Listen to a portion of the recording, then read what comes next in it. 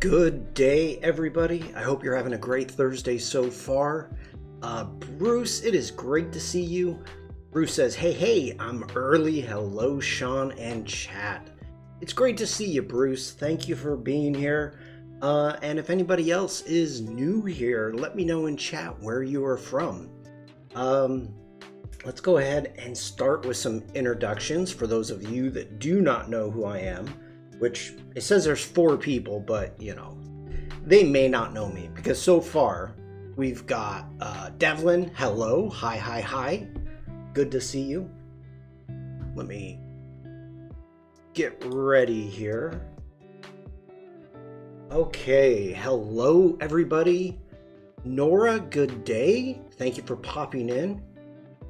For those of you that do not know me, my name is Sean Kozel. I am a photographer. I'm based in Germany. If you are watching this on Behance, you can click on my icon that's all the way up there in the corner and it'll take you to my Behance page. To begin with, it's going to take you to my live stream because I'm live streaming. So feel free, you can kick over to the work and you can check out some of my past projects. And while we're saying hello,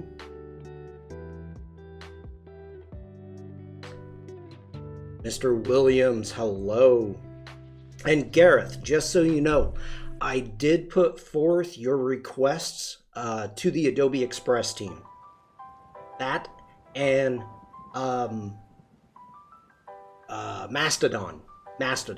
Copy and paste across Adobe apps. And there are some very exciting things that are coming. I cannot share with you what is happening, but it's big. It's gonna help a lot of workflow. Angus, hello. Good to see you. Okay. Sandrine, hello. If you jump onto my Behance page, you will see I have a link tree right there. And if you're watching this on YouTube or Twitch, also the link tree should be in the description. Here I've got all of the links that you could possibly need or want about me. Personally, too many, but this is where I'm at. Probably one of the most important ones dealing with my stream is down here near the bottom where it says join my Discord. Now, I know most of you are already on my Discord, but if you're new here, let's talk about that. Doris, hello. If you're new and you join my Discord, I've got some feeds for you. First off, I have Adobe links. So if there are any Adobe plans, let it be the full Creative Cloud photography plan, Adobe Express plan, this is where you can get them. This is an affiliate page with Kozel Photography. Also, here, this is what we're going to be doing today. I've got your photos to edit. So if you have photos, unedited photos, that you would like to see how I would edit, and maybe it's one you've already edited, and you just want to see what I would do with it, that's where you would post it. Today's going to be fun. I think we're going to play with that today. Evie, hello. Also, we have community artwork and also project feedbacks. So these are the feeds in which you, the community, can put your work in. And if I like it, I will show it off on the stream. And Bruce snuck it in. Evie.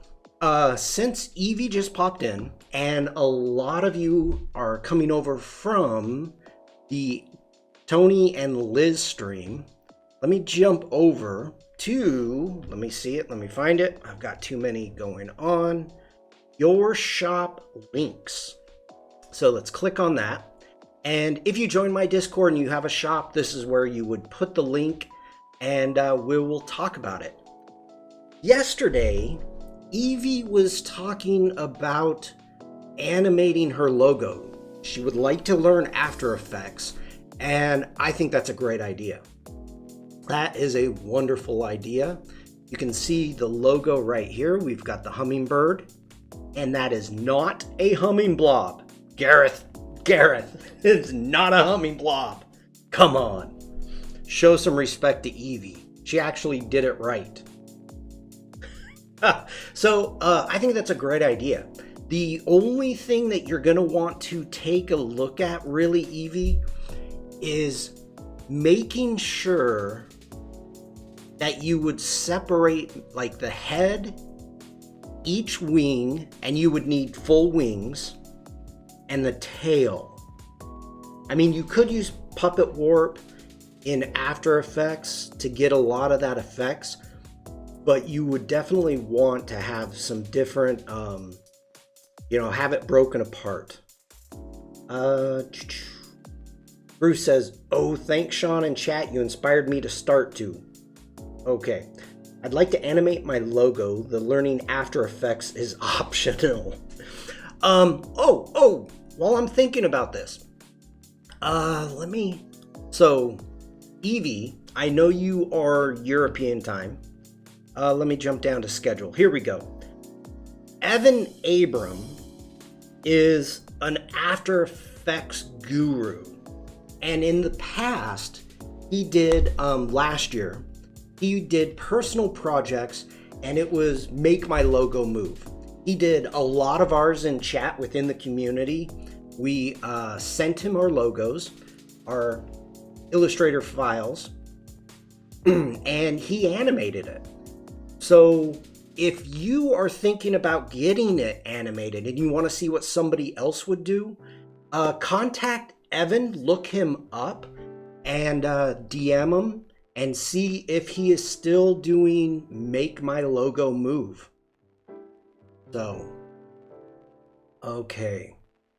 That is for Evie. Those were cool. Yeah, Devlin, they were. The bad thing is when Evan did my logo, it was a horrible internet day. It kept cutting out. It was horrible. It was horrible. So I've never received my logo back from Evan, and I've actually never seen the full video because it's so hard to watch. Bruce says, I didn't know I sent that. The rest of that sentence started up a Redbubble account. Oh. Okay. So, first off, let's jump into stream chat. Nora's joined. Nora, hello. Let's wave to Nora. Welcome in, Nora. All right. If you are interested, Daniel, hello. Daryl ended up posting a very interesting YouTube video about artificial intelligent art. So you may, if that's something that you're interested in, I would give that a watch. I watched the majority of it and it was like, nice. Okay. Ooh. Everyone's saying hello. This is awesome. Welcome in, everybody. I can actually catch your stream this morning since it's not 4 a.m. Daniel, yeah, I have to follow Adobe Live. I'm not able to stream my normal time, so I'm streaming a little bit later. So I figured I'd be getting a few people in from the US. Where are you from? Oh, you are on the Discord. You are D-Human, right?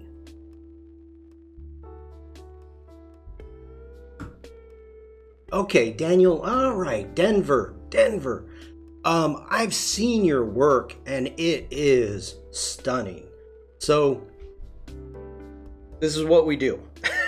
If you are new to my streams, this is what I do. If you come in and you're nice, you're chatty, and you're talking, I will show your work. And dang. Wow. All right. First off, Daniel, please add a little bit of a bio. I'd like to know a little bit more about you. You can add a bio down here, and that would be amazing. I love the Jack Black Bob Ross. Oh my goodness. Oh, I'm sorry, everybody. So, let me put that into chat. Also, for those of you that may be new here to Behance, within chat, if you want to click and check out somebody's profile page, make sure to click on the icon. Do not click on the name. If you click on the icon, it will open up in a new tab. If you click on the name, it will take you away from the stream. So that's just a tip for those of you that may be new here. Okay. Daniel's saying you're right. I should fix up my profile. Yeah. I mean, your work is stunning. I love the Adobe Sensei.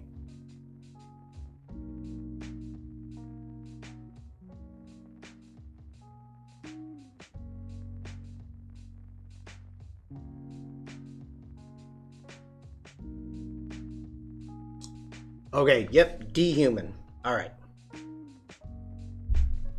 Yeah, I've seen your work on the Photoshop creative challenges, and it's awesome. It's awesome. Oh, Evie, that's just puntastic. Oh. Evie says, Daniel, he's saying add a bio to be more human. Oh, Evie, I'm only human. Dang.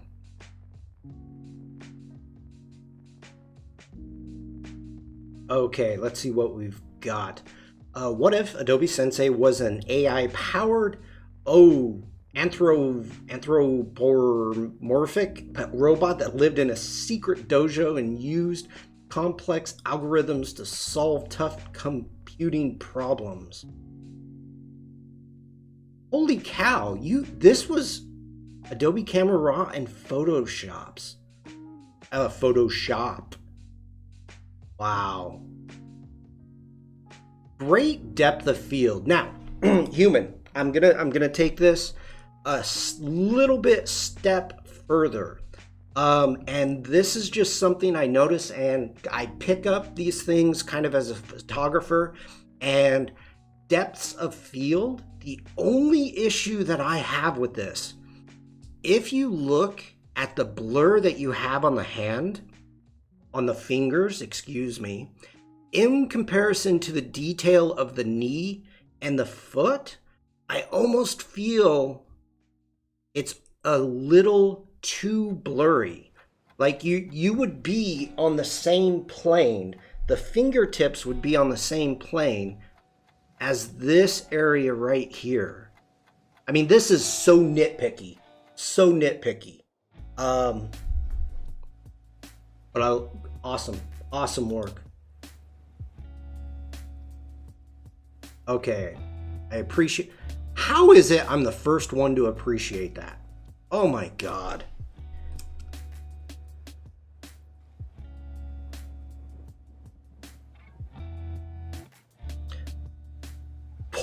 No, Daniel, no.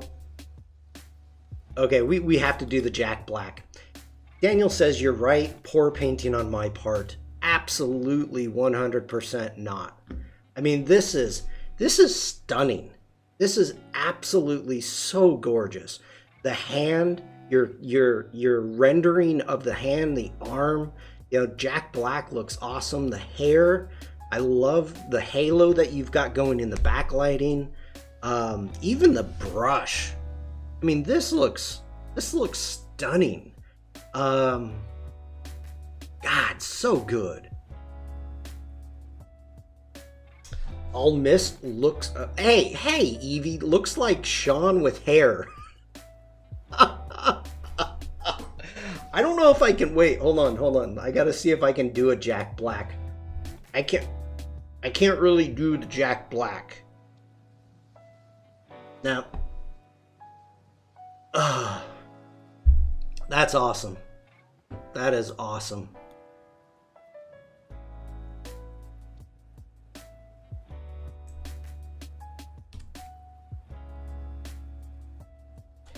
Blacktastic.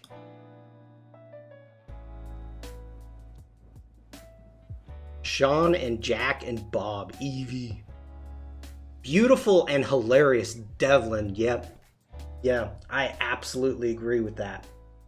Ooh, welcome Adobe Live. For those of you that are just popping in, we are looking at Daniel Human's work right now. Popped in, said hello, and I recognized him from the Photoshop Discord and wanted to check out some of his work. Great work. Great work. Okay, Daniel, thank you for jumping in and saying hi. And if you're new to the community, I mean, I know you've been around, but I haven't seen you very often on my streams. Welcome. That's awesome. I'm gonna leave that up. Check that out a bit more later. Oh, anytime, Daniel. Anytime. You got great stuff. I love showing off the artwork, really the work that this community has, because it's amazing. And there's a hummingbird too. There's a hummingbird. Did I miss the hummingbird? Why do we always end up back at hummingbirds? Oh, there is. I am cursed. Beautiful. That's awesome. Oh, you got a whole bunch of work here. Okay, we're not going to go through it. Oh, Kingfisher. You're right. It is not a hummingbird. Evie. Evie nails it. 1 point Evie. 0 for Angus.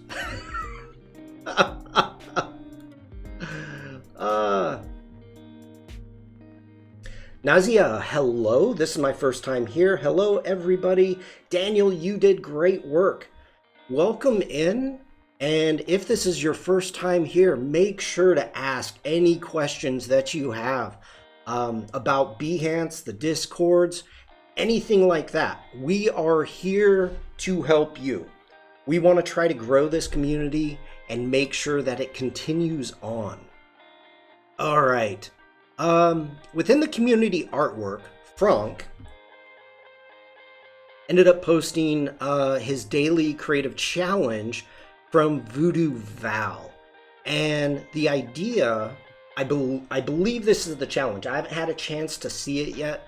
I was in a meeting last night, so I need to catch up. But they did a video game. So these are actually made in Photoshop and animated in Photoshop. And it's really, really a good job. The character design is fun. I love the eyes, the hair.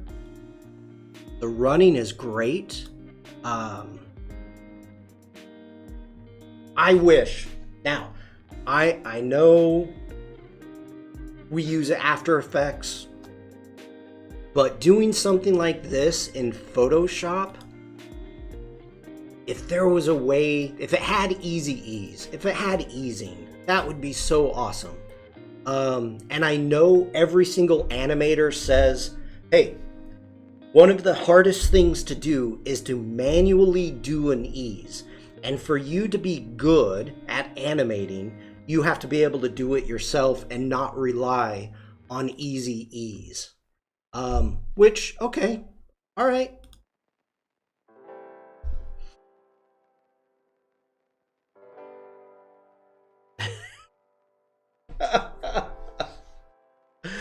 Oh, this is great.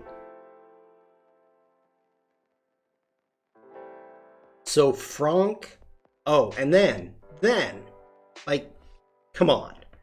He says, now I will stop spamming your server. Ah, Frank, this is not spam. Love the comic strip layout on this one. It's fun. It's fun. I mean, really, I know this is quite easy to do, but just the breathing. it's so subtle. It's great. He has sprites for a video game there. Yes. Okay. We have Bruce. Bruce is in chat. That is effective animation. It is. It is. Bruce. Hi, Sean. Just dropping in some recent work. Would have changed the font, but having some minor Photoshop issues lately. What's going on with your Photoshop, Bruce?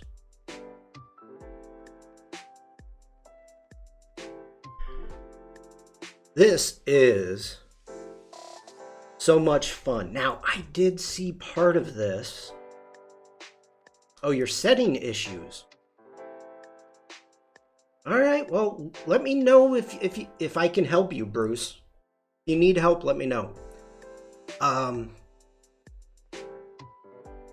This is one of those things Bruce does that I absolutely love. We've got a reference folder, or excuse me, photo that I believe was this Maddie's? This wasn't Maddie's stream, was it? Maybe. The sketches. Okay, Bruce says yes. I missed part of that one too. Bruce's sketches. This is inspiring to me because I'm not an illustrator. Everybody knows, thus the humming blob. But it's inspiring to me to be able to go from a sketch that, to me, it's like, okay, this seems, relatively simple. You can see here he's working the shapes in. This is trying to understand the shapes that you've got and just, sketching it out. And it looks great. You looking at the sketch, okay, this is either a squirrel or a bat. I would hope a squirrel, but it could be a bat with that head and that shape, the ears. Then we get into the background. And then we've got the final. Now, I did see when you posted this to Maddie at the end of her stream, and it's so good. It's so good. Your rendering is just amazing. I sketched Maddie's chipmunk, but gave it an inappropriate name. I'm not surprised, Devlin. I'm not surprised. I just love where your style is going. I dig it. PJ, hello. It has been a while. Angus, if you're still here, now we have a hummingbird. By the way, PJ, I haven't seen you, so Happy New Year.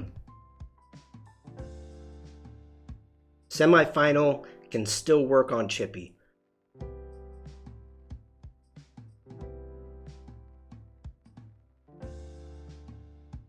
Yeah, you do you, Bruce. To me, this bottom one is so difficult. I cannot even imagine that working on the hummingbird. I mean, look at the hands. Fingernails. Absolutely wonderful. So good. So good. That's cool. Bruce, I want to thank you for sharing that. Keep up the good work. Evie says it's so tiny. It is. It is. That's awesome. Thank you for sharing that. And let me see if we have, nope, no more projects. That's what we've got. Actually struggle with the hands. Thank you. Everything that I've heard so many people talk about how difficult hands are. When you see a good pair of hands, yeah, you have to give props. I mean, it's interesting because I pay attention. Let's go back. We want to see something on the screen.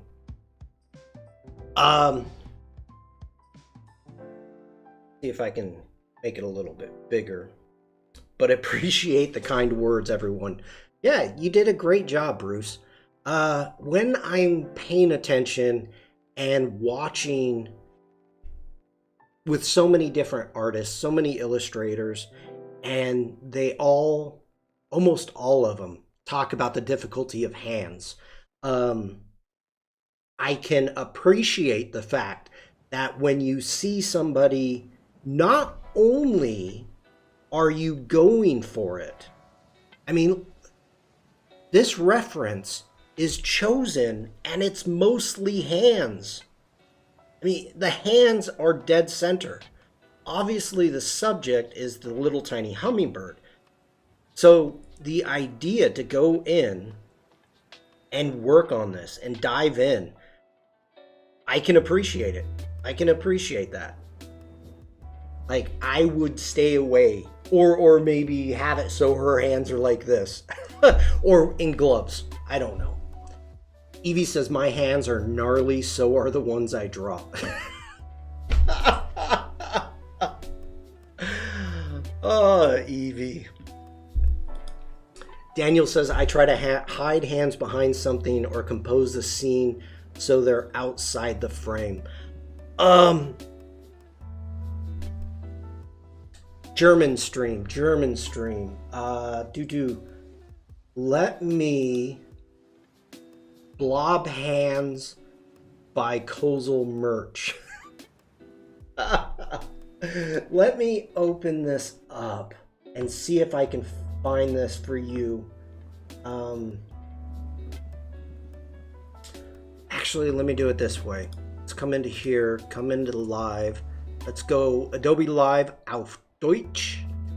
And I am trying to remember his name. Not Illustrator, Illustration. And everybody will know him because he's done so much work. He's what's it called? Okay, he's not there. Let's go into Photoshop. I know he works in photo. Here we go. Klaus. Oh, sorry everybody. Okay. Klaus. And unfortunately, the Start Drawing guy. Yep. I know this is German, but he goes through and he is talking about all of his hands and the expressions of hands. And it may be difficult to understand due to the fact it's in German. But Klaus is absolutely amazing. So let me put this into chat. If anybody is having any issues, this might help you. It might not, but this is an absolutely wonderful stream all about hands. So, Bruce says, I honestly didn't think they were going to be difficult until I started working on them. Wow. Devlin says, I only struggle with hands when I get the yips, like saying a word too much loses its meaning. Yeah. Make an appointment right away and say goodbye to everybody. What? Are you leaving, Doris? So yeah, hopefully this can help some of you out. It's just, it's, he gets up and he's acting everything out even. So, I don't know. Hopefully that helps you all. All right.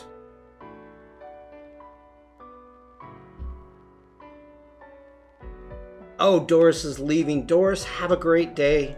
Take care. Thank you for being here. It's helpful to take pictures of your own hands as reference. Ooh, good tip, Daniel.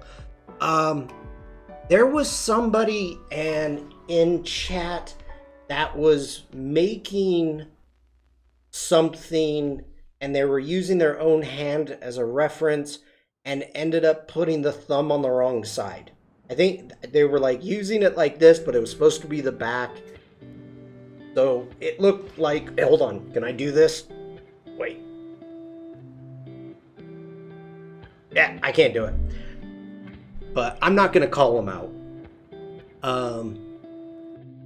All right, let's get into work today. So, what we're going to do is I'm going to be editing your photos. I've put a call out for your photos to be put into Photoshop. And to be honest, if you remember a while ago, Chef ended up putting this photo in and asked me to make them bald.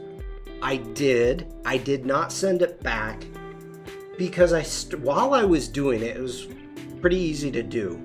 But while I was doing it, I was thinking, wait a minute. Why? Why would you do this? Like, Evie says, oops, I forgot. I keep forgetting to add photos. Yeah, we've got enough to get through for today. But if you have photos, keep posting them because I will keep doing this. I think this is fun. But yeah, wait a minute. Back to this photo. I don't know if this is a photo of themselves. I doubt it because what is written, can you make him bald, is so I'm assuming this is not Chef. The idea of me showing the photo and the finished photo, I don't know the meaning behind it. There's too many things that I feel could be bad. So I did it. Nobody has seen it. It was a good exercise, but I'm not going to be doing that. I just want to let everybody know about that. Okay, now we've got Gareth Williams. He sent me a bunch of photos, and you can see here. Whoa, there we go. These are some of the photos that we worked on. That was Gareth's. We went from that into a high-key black and white. Another one of Gareth's, which I absolutely love the warm grittiness of this photo. He did a perfect job setting that up.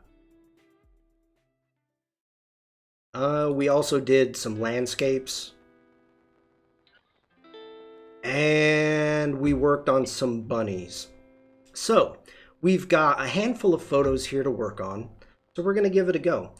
Some of these that we didn't work on, like this one here, I may jump back into, but we're going to start with the new ones. Sandrine, let's go ahead and start with this one. Still like those glasses. Okay.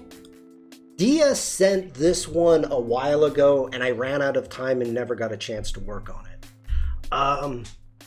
I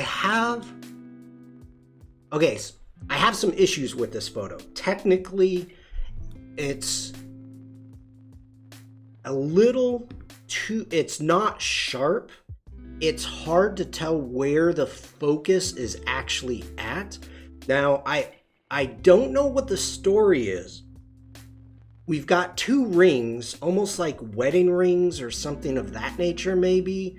And the glasses. I dig the coloring that we've got going on.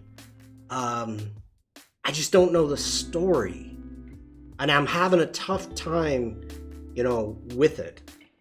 I actually wouldn't painting that one. You wouldn't paint it, or you would want to? The focus is lost because you don't have your glasses. That's the story. Devlin. Oh, Devlin. Oh, I wouldn't mind painting that one. Yeah, I could see that. Okay, let's go ahead and dive into it. Because you know what? There's sometimes, this is why I always take at least the same photo twice. I want to make sure that I've got the focus correct. So, looking at this, I almost feel like I want to get rid of that box back there it is distracting due to the fact we have the highest contrast of the setting sun, rising sun, not sure which. It's quite warm, so I'm going to say setting sun. And the line is pulling you this way. But the problem is then we have another high contrast, a dark box here next to this. So first, let's go ahead and let's try the new content aware erase or content aware remove. Let's try it. Let's see what we get out of this. And let's go ahead, let's zoom in. And I can use the wheel on my mouse, which I'm using a smart mouse. It doesn't have a wheel, but you know. And let's go ahead and see what we get from this.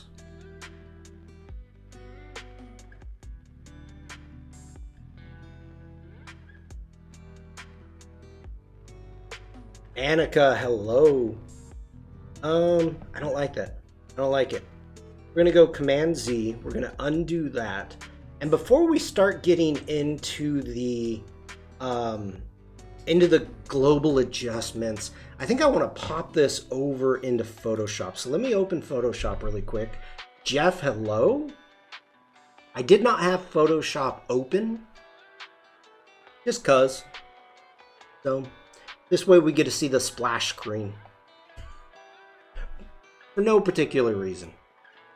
All right, let me get this sized properly. Okay.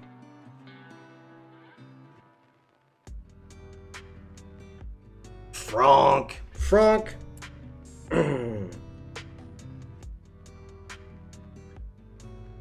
Community artwork. There we go. Frank showed up late, but just so you know, if you care, Frank, you can actually watch the replay when I was showing your work off. But great job. I love it. I don't know if it works like the patch tool in Photoshop, but I found that you need to encompass all the shapes plus surrounding for if they are high contrast for the to work, and constrain straight lines if the original area. Well, that's okay.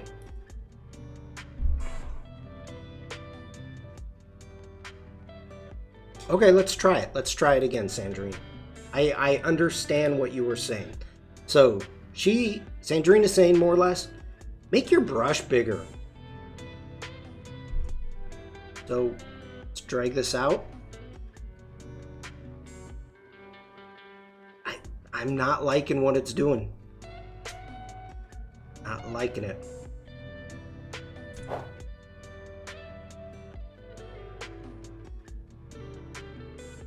Here, I feel like I would feel more comfortable doing this like in Photoshop. So we're gonna hit G for grid.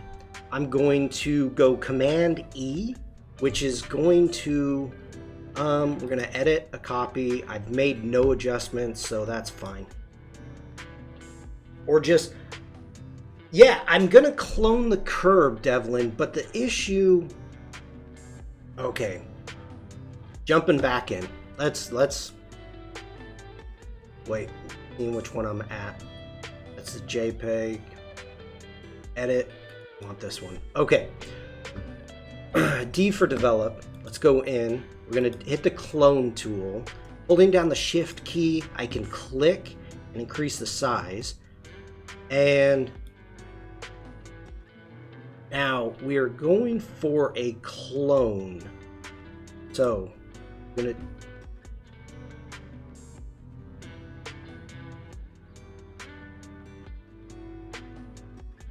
that's not bad. I almost never use the clone tool.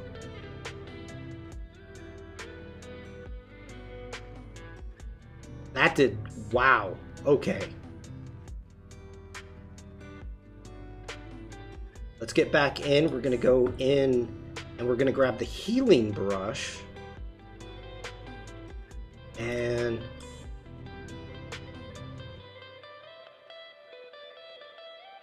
I just do a little bit of healing here to get these edges. Where did you grab from? Not over there. Come on, dude. This is what kind of drives me crazy, is the fact that I have to pull stuff around.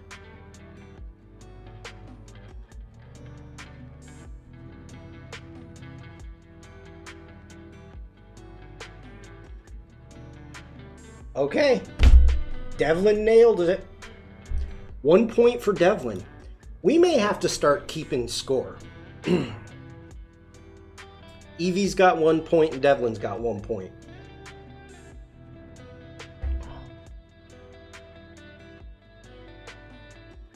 Boom. Normally I would jump into Photoshop. You know, Photoshop, Lightroom Classic is my comfort zone. Photoshop is my second. So I would jump into Photoshop if I felt like I had to clone anything out. So to be perfectly honest, all right. I'm surprised and I'm happy that that worked. Let's go ahead and take care of that white spot right there. And all I'm doing is just looking around if there's anything at all that's distracting. As I always say, remove distractions. Some few things are simple fixes. Yeah, it's not just the simple fix. You know, it's what tools are you feeling most comfortable with? I'm really wondering what this was shot with due to the fact of all of these white specks. Almost like lint on the lens. Not to take away from the stream, but Mom slipped in and says hello everyone. Hi Bruce's mom. I hope you're having a great day. Thank you for letting your son come out and play with us.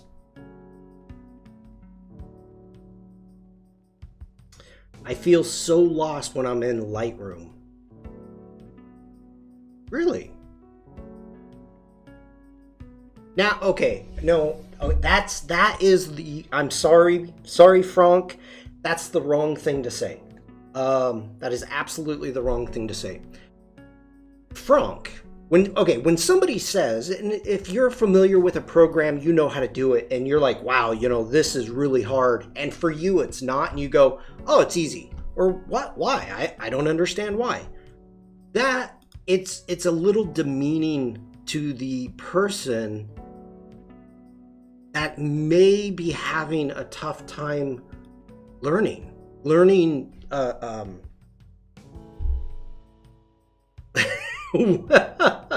She loves it and waves at the screen, the TV. Oh, thank you. That's funny.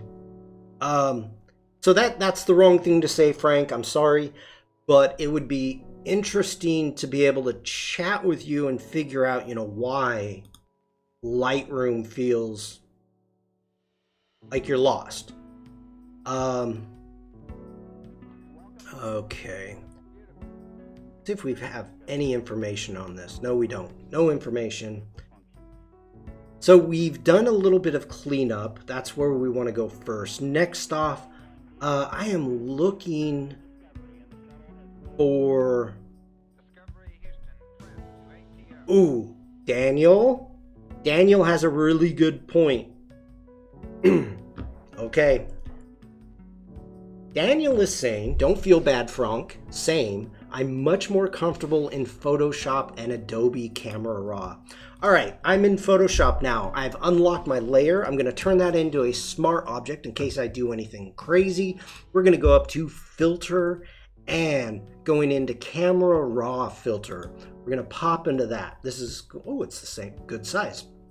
Let's close down that panel. Now, I'm going to make this smaller. Oh, I've done this before and it won't let me do it. Oh, it won't let me get out of this. This is one of the things that Adobe has been doing with Lightroom Classic and Adobe Camera Raw. They are pretty much the same engine. before, like a year ago, they had some local adjustments that were completely different in Lightroom Classic than in Adobe Camera Raw, even though they're the same engine. Now, Adobe Camera Raw in Photoshop and also Bridge has been upgraded to look more like Lightroom and Lightroom Classic. So with the new updates, as you come through, you've got the same panels. You've got the same tools over here. Everything is kind of the same in the sense. So if you are comfortable in Camera Raw, you can easily jump over into Lightroom Classic. For me, it was the opposite. For me, I started in Lightroom Classic, and then getting into Camera Raw was like, oh, it's the same. There's a few buttons that are different. You know, there's different interface a little bit, but it's pretty much the same. Frank says, I'm lost because the interface so different from other Adobe programs. That's true. I'm at home in Camera Raw, Photoshop, Fresco, and Bridge. Gareth, I hear you. I hear everybody. Lightroom isn't my go-to, but when I need it, I struggle through. Sandrine says, also, I would be jealous if you were good with Lightroom, if you were as good with Lightroom than you are with Photoshop. I think Sandrine is talking to Frank. Lydia, hello. PJ saying, when I use Lightroom, I usually process artwork for output, setting white balance and such. Yes, and this is the big thing. There are illustrators who I have helped, not illustrate, but they were scared of Adobe Camera Raw. They were not aware of the type of work that you can do, the changes that you can do. And you see people use adjustment layers, illustrators, I'm talking illustrators now, using adjustment layers to do a lot of work. I didn't want to do that. But this is just as an example. Let me think here. Yeah, let's go crazy. I'm going off on a tangent here, everybody. I apologize, but this is what we're gonna do. We're gonna jump into neural filters really quickly here. I want to go into, let's do a style. Yeah, let's do a style transfer on this. Let's go with this one, and this is stuff that I was doing on Tuesday's stream, and I'm missing a bunch of chat right now, but that is perfect for what I want.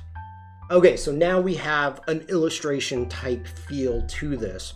It is still a smart object, so if I toggle this down, you can see right here, I can get back in and change this anytime I want. I'm gonna right click and I'm gonna say, we're gonna make a copy, new smart object via copy. So I've got the same layer on top and still see what we've got going. Within Camera Raw, we're going to go up to Filter, Blur, Gaussian Blur. We're going to give this probably about 20. Yeah, 20. We'll give it 20 pixel blur. I'm going to hit OK. And I need to catch up with chat because people are saying wow about something that Sandrine did. Now, within Camera Raw, the simplest thing. All we're going to do is we're going to go to the exposure, and I'm going to bring it up by one stop. I'm going to hit OK. Now here, let's go ahead and come down to overlay. Ooh, I like soft light. So you can see, you can change the effects or change the feel of your illustration using Camera Raw. So easy, and it's fully non-destructive. You can see the difference, just making it pop a little bit more. So, okay, I missed a lot of chat. Wow, I missed a lot of chat. I'm sorry, everybody. Daniel says, I use Lightroom occasionally on mobile. For example, when moving from mobile to iPad to desktop, but on the desktop, I think I prefer to edit in Photoshop. That's not an issue at all, Daniel. I agree with that workflow. The only reason that I'm using my Lightroom is due to the fact that I have, hitting G for my grid, is your catalogs, and I've got everything here. I'm using a different catalog, so this one only has 300 photos. This is my live stream catalog. So if I go up to File, Open Recent, you can see I've got my live stream catalog, and then I have my normal Lightroom catalog. I actually don't know how many hundreds of thousands of photos is in that catalog, but this one I use for you. That is the main difference. So the editing is all the same. That's the main difference. Lightroom is an organizer. Okay. Had a card to print and the blue was coming out gray. When I set white balance, the blue came out close as expected. That's great. I love it in Photoshop. I use it sometimes. Camera Raw, Bruce says, great. I'd better watch more Lightroom streams to learn about it. I know nothing, Devlin. I used to use Photoshop for image editing, Lydia says. Recently try using Lightroom and find it quite convenient and good to quick edits. Yes. Sandrine says, I don't really use Lightroom for client work, but last year I had to process 5 days of shootings with panoramic stitching, color correction, cropping, etc., keywording, organizing. And while learning as I went along, I can tell you Lightroom Classic is a workhorse if you put your mind into it. Yep. Okay. Lightroom is really more a system for shooting, cataloging, and editing. That is the mission of Lightroom, correct? Daniel, yes, it is. You have to think, going back, Lightroom was made by photographers for photographers. Taking tools, a lot of the basic tools, the darkroom tools, and implementing them. Now, to be perfectly honest, I don't know which came first. If Adobe Camera Raw came from Lightroom, or if Lightroom came from Adobe Camera Raw. So that I don't know.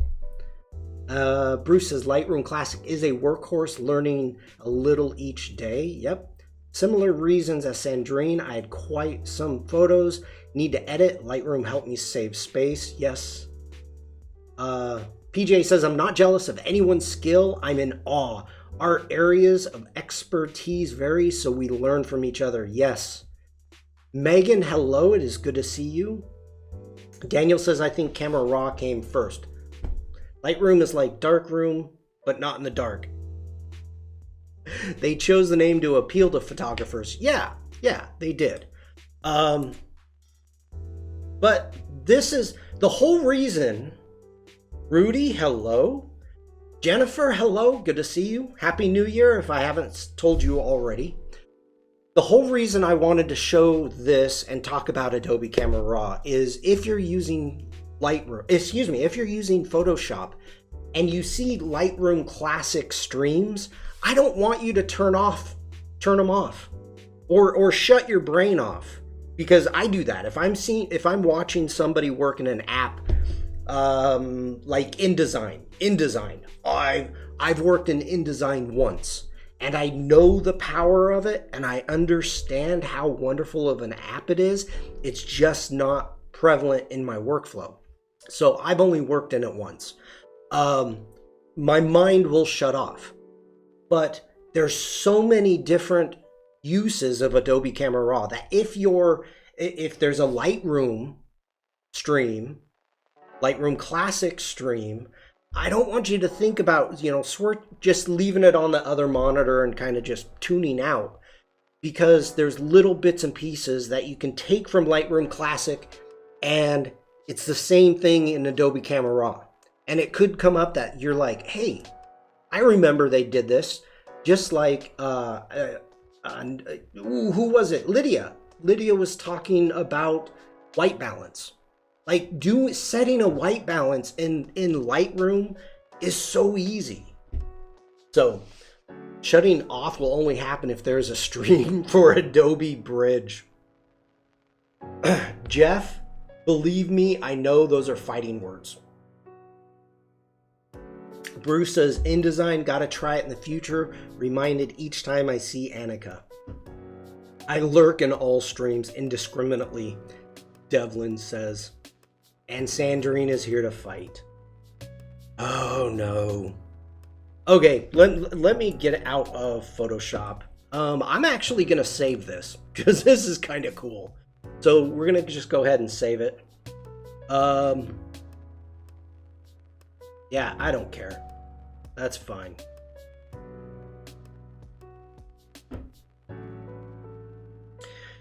Sandrine says, I love Bridge. Sandrine, just so you know, I am not going to allow you to do a Bridge stream when you are a guest on my stream.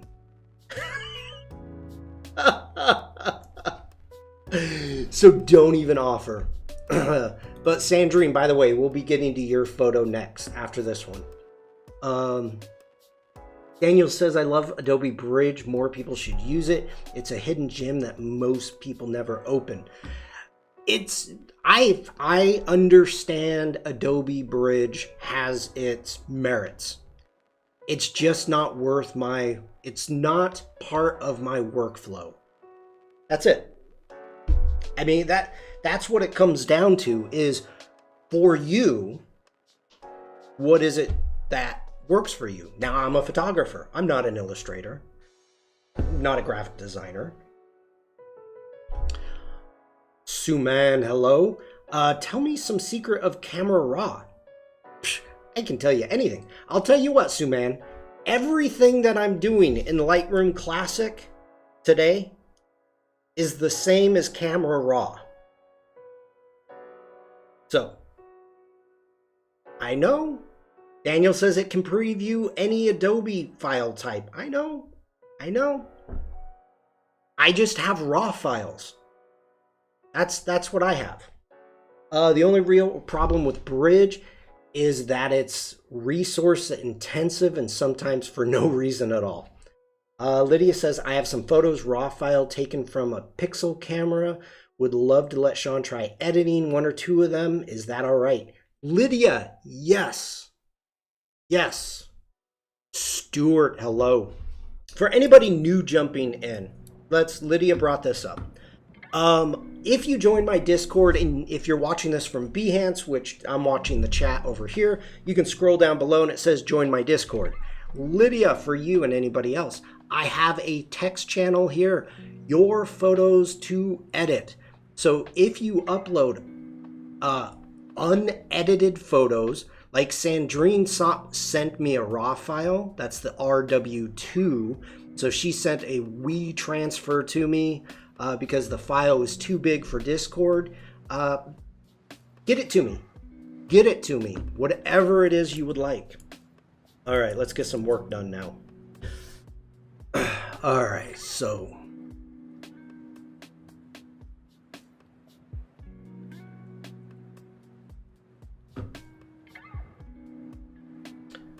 Like, use Bridge to import photos from the camera. Wait a minute, what the heck? A lot of things I didn't even use in Bridge, but those things I use, I wouldn't do without. Okay.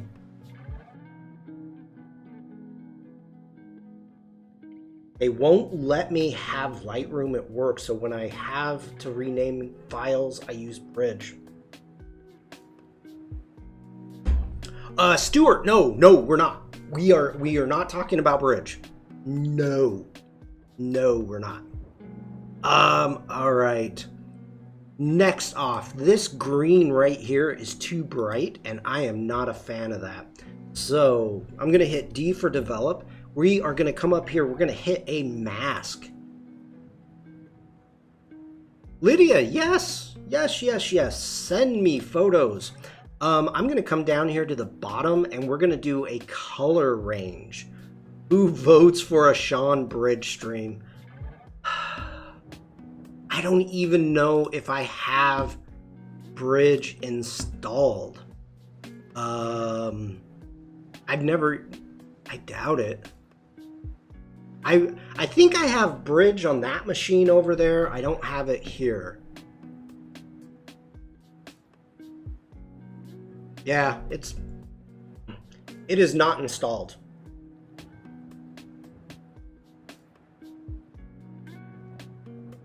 And believe me, I know there are certain people that are going to be like talking blasphemy, but that's okay. All right, so I've selected, and it's selected everything because I'm using, as you can see up here with my mask, I'm using a color range. So we need to get our color proper for what we want. So we need to refine, and you can see I'm using the refine. That's new. That is new. We still have some red marks over here. You can see that. But for the most part, I'm getting what I want. So what we're going to do is I'm going to come up here to subtract, hit subtract, and I want to use a subtracting brush. I'm going to read chat in a moment, everybody. I'm just waiting for you to get done with your bridge talk.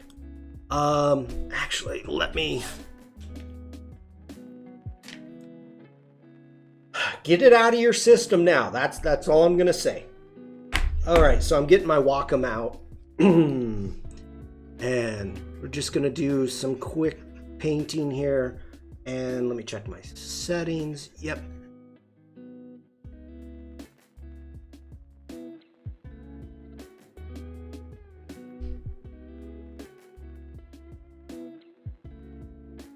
Oh no. Who's heading over to Troubled Waters? Holding down the shift key, we're gonna click and bring that down.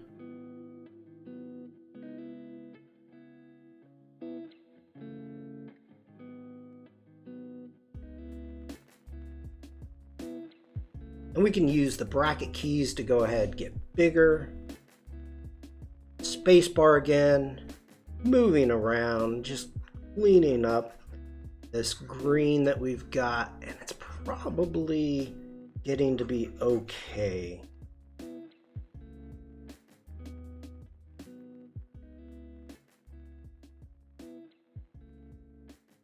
Let's go ahead, get rid of that. All right, I have that selected now. So what I want to do is I want to bring the saturation down on it. Very simple. I don't want, as you can see up here, let me zoom back in. It's too bright. It's taken away. So all I want to do is just take the saturation down so it's not so distracting. We have Tony Harmer in chat. Tony Harmer, hello, sir. Good day, guten tag. Great to see you. Great stream today with you and Liz. What have I been missing? See, somebody probably contacted Tony because I was talking about Bridge, and you're getting backup. This is not fair.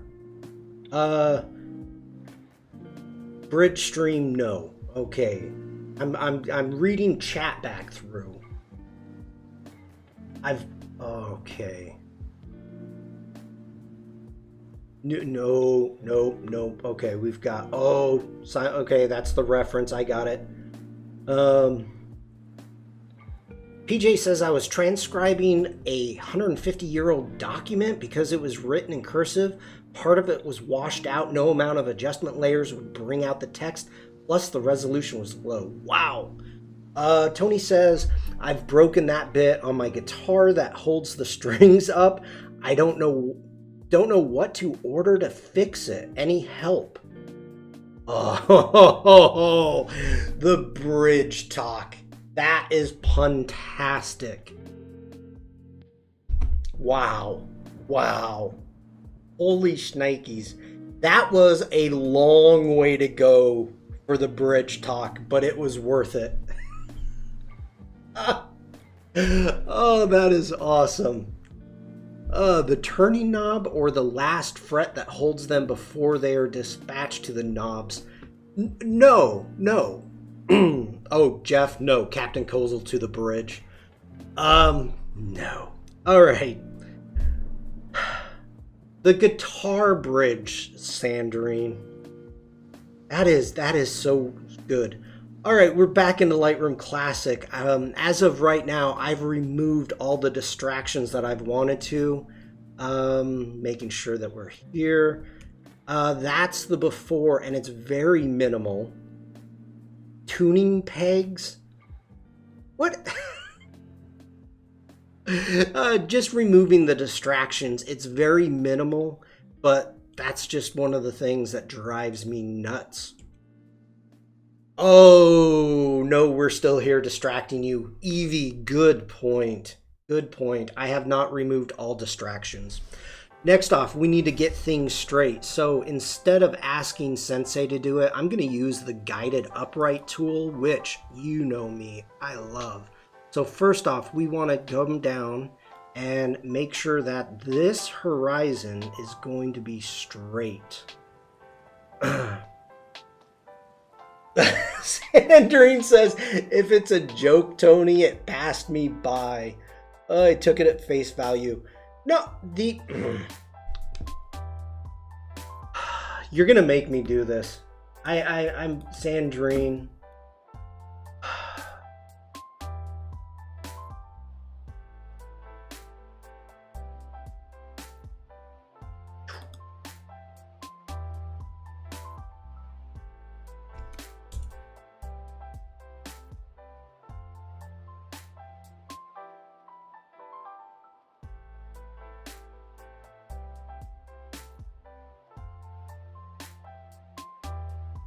Okay.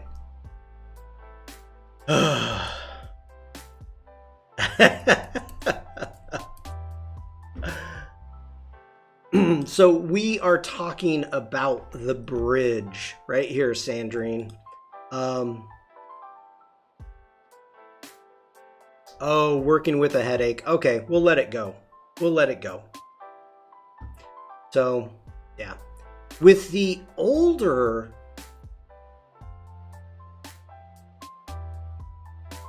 I'm thinking of a violin bridge also, which is a higher bridge than on guitars. But yeah, the bridge. Oh, so witty, so witty. Okay, back in the Lightroom Classic. We're still making sure we've got stuff straight. This is a pretty prominent pole right in the middle, so I want to make sure that this is straight right there. And I'm checking to see. One thing that you want to take a look at is any straight edges next to the edge. If you've got something close to the edge and it's even tweaked a little bit, it's really going to catch your eye. Now, same thing over here. This one, the perspective is very much off, so this is going to jack the photo up. Oh, not bad. Yeah, okay. Yeah, I'm okay. That I thought it was going to mess it up more. But taking a look, that's the before, that's the after. Yeah, I'm good with that. Okay, let's get into some of the basic editing. Now, of course, from what I have learned. Oh, wait. Oh, Subam, hello, welcome in. I didn't see you come in, and I'm just seeing. Oh, Sandrine got her tech gear. Great to hear. What we're gonna do to begin with, we're gonna go ahead and just try it. Very rarely do I like the auto button, but I have to say, Sensei did a good job there. Warmed things up a little bit. So yeah, I'm actually quite surprised with that. I never like to use contrast here in the contrast, so we're going to double click on the contrast, set that back down to 0. Next off, we really need to try to get better focus on what's going on. So we are going to increase the texture and increase the clarity. And you can see right now, just increasing the clarity, what we're getting is a little bit more sharpness. Doing the before and after, we've got a really soft edge here, just a missed focus. And so we're bringing that in, which is quite nice to begin with. I'm happy with where that's going. We don't really need to get into the tonal curve. Let's try it. I'm checking out my histograms, and we are going to bring our blacks up. We have a little bit of clipping, so if I redo that, what you can see right here, Lightroom Classic is saying, hey, you're clipping, and that's all this blue junk that you got going on here. So holding down the Option key, you can see right here, it goes from adjust to reset. That's when you hold down the Option key. So I'm going to hold that down. We're going to reset that. I'm going to put a point in our midpoint to keep that where we're at. We're going to bring our blacks up a little bit, and even we're going to bring down our highlights. Even though you can see we just have a tiny bit right there, we're going to just bring that down a bit. I want to add a little bit of contrast, so we're going to put an S curve. Now, just so you know, down here at the bottom, we have a point curve, and right now it's at custom because I did it myself. And you can jump in and you can change this yourself to having a linear, a medium contrast, which is kind of the S curve that I just made, or a strong contrast, which is going to give you a more steep curve. I'm okay with that. Next off, let's check out the reds and see what we've got going on here. I don't want to really play around. Let's see what we can get here.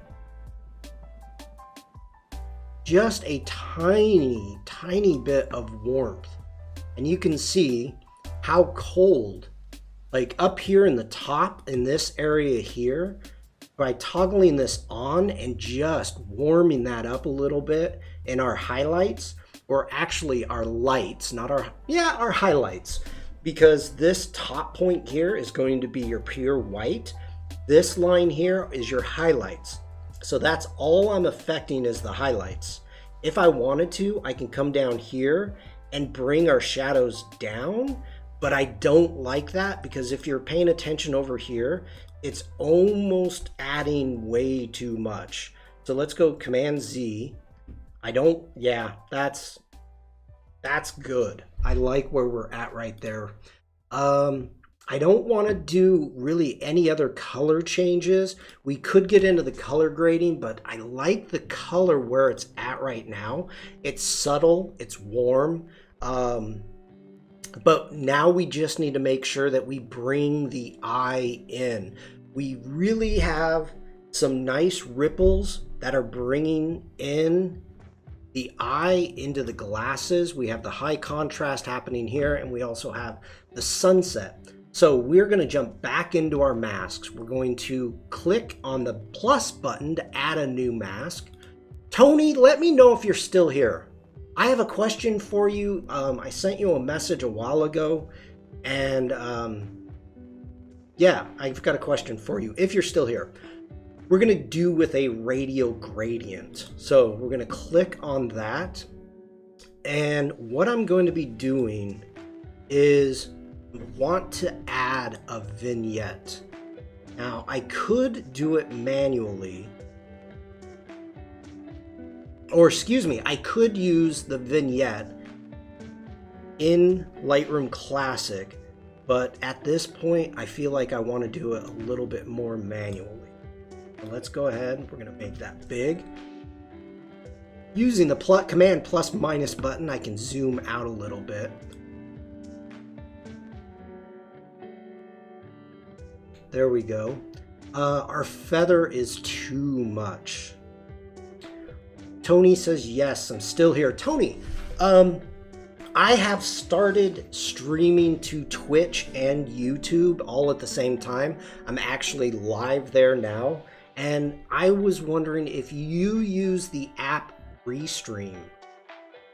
Because I know you stream to a lot of different platforms at the same time.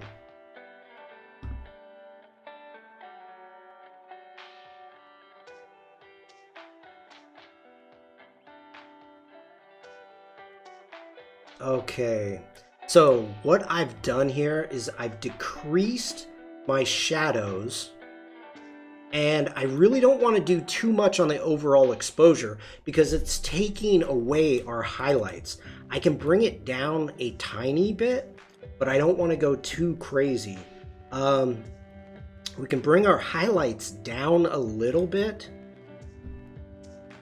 Maybe our shadows just a hair more. Oh, you're using Vimeo. Okay, thank you for that. I've been trying to educate myself into which direction I wanted to go in the sense of which program to use, because I had to spend a lot of money, and which I'm okay with. Oh, but we're switching. We're gonna increase that feather a little bit more. Get that down to maybe 25.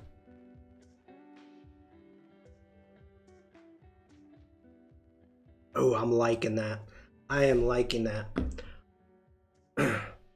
I'm using Restream, and I can stream up to 5 platforms at once. So we're going to go to our mask 2, and let's name this our...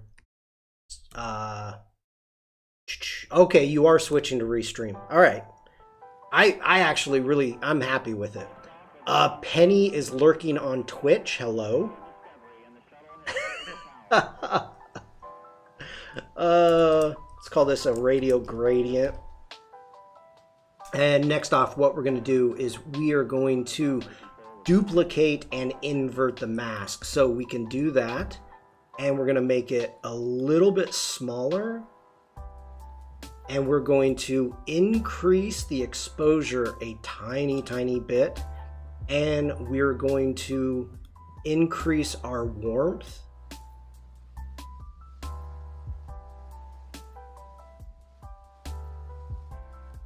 Okay, there we go. The weekend streams are all on YouTube, Twitch, according to the email I received. Is that long term? I believe it is, Sandrine. I know that they being Adobe Live, are jumping into that, are trying to get back into Twitch.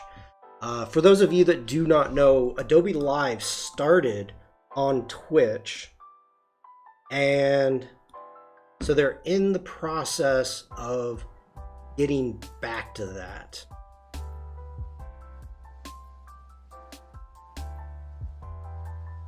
And to be perfectly honest, that is entirely what's Adobe Life. You tell me, Tim. Hello, by the way. Great stream this morning. I'm going to hold down the Option key, and I'm going to go into masking. So yeah, from what I've heard is, let's bring down some noise reduction on this. Adobe Live started out on Twitch, and I'm good with that. I'm good with that. So they're trying to expand their expand the audience from adding Behance and also Twitch and also YouTube for that matter. So okay, so this is the before, this is the after. I am liking it a lot, that what we've got going on. These pinks in the original, I do not a fan. Where we've gotten everything straightened. We've straightened our horizon. Megan says, Wade gave me the honor of being the first person banned from Anchor Point yesterday, all for just saying hello. I will never say hello again there on Twitch. I don't understand that, Megan. Okay, so we are good to go here. I'm hitting G for grid. Clicking on this one here, I'm going to hit the letter or the number 6 to switch it back to red. That way I know it's done. Wade was just messing with me. Oh. Okay, so we have Sandrine's photo here. I am taking a look at everything that we've got going. Okay.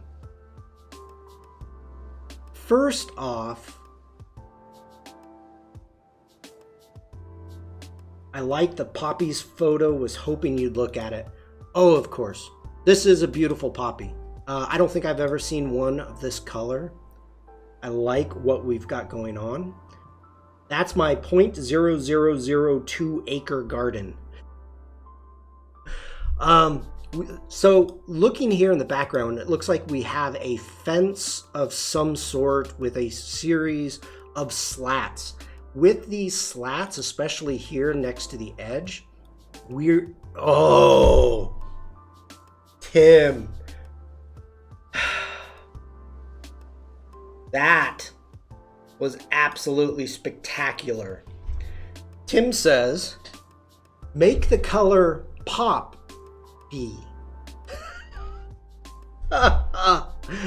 Oh my goodness. Next stage, we will all be in the meta watching streams with us all floating as floating torsos. Probably. Okay, so that's the first thing that we want to do with this photo. I am going to hit D for develop instead of G. We want to jump in, and this was a raw photo. A raw photo that was sent over. Let's see what we've got here. It's a 1/32 at an f5.6 ISO 200 at 32 millimeters. So what we've got.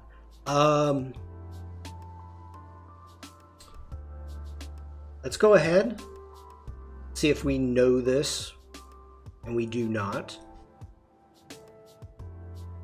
So it's saying the built-in lens profile was applied. Okay, that's rawful. All right, so we don't need to worry about that. Next off, let's jump into transform. We're going to... Oh, you get me every time with that, Stuart. Every time. We want to make sure that's straight. Now, for this one, I want to make sure to hit constrain crop. Let's see, looking to see where another slat is. Making sure to follow the right slat.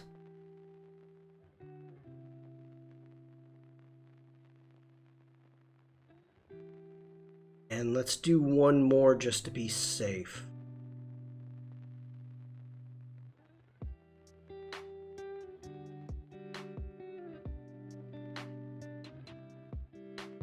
Okay, I like where that's going. We did lose, which this, I completely want to make sure to lose this top part.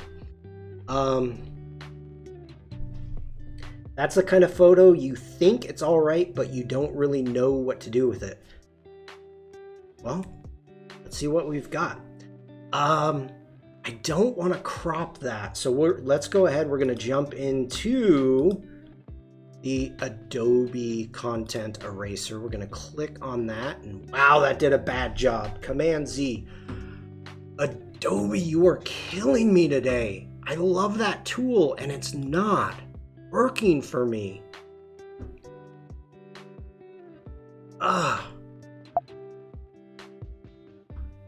come on. We're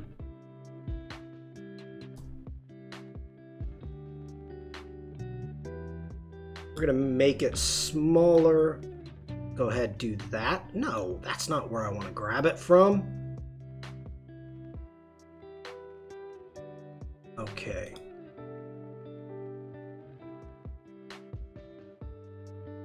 Bruce says, super cool. Didn't know you could that far with a straight. You could that far with a straighten tool. Yeah. You know, it's one of the things with the straighten tool. I usually would play around with the auto and see what I would get. But when you actually have something that's straight, like we've got these slats, go ahead and use them. I mean, they're there. We might as well use them. I'm having an issue with the orange down here at the bottom, and we may get in and do some color color mask on it. I'm okay with this yellow. It's just the orange. And normally, one of the things I was thinking about doing is cropping out the majority of it.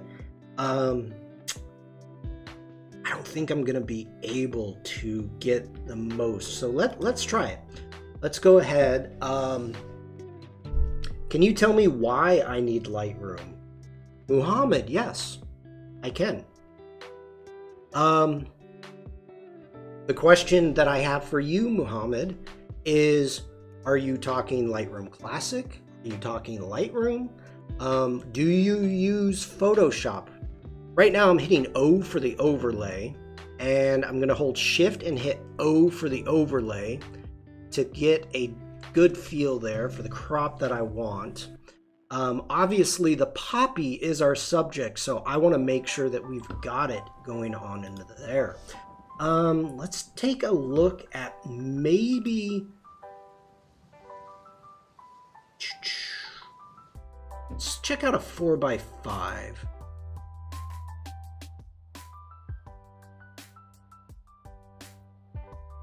Okay. I'm using Photoshop. Okay, Muhammad, great. Adobe Camera Raw and Lightroom Classic are pretty much the same engine. So if you're using Adobe Camera Raw in your workflow, being able to use Lightroom Classic is going to be very simple for you to transition into. Now, Lightroom is an organizer.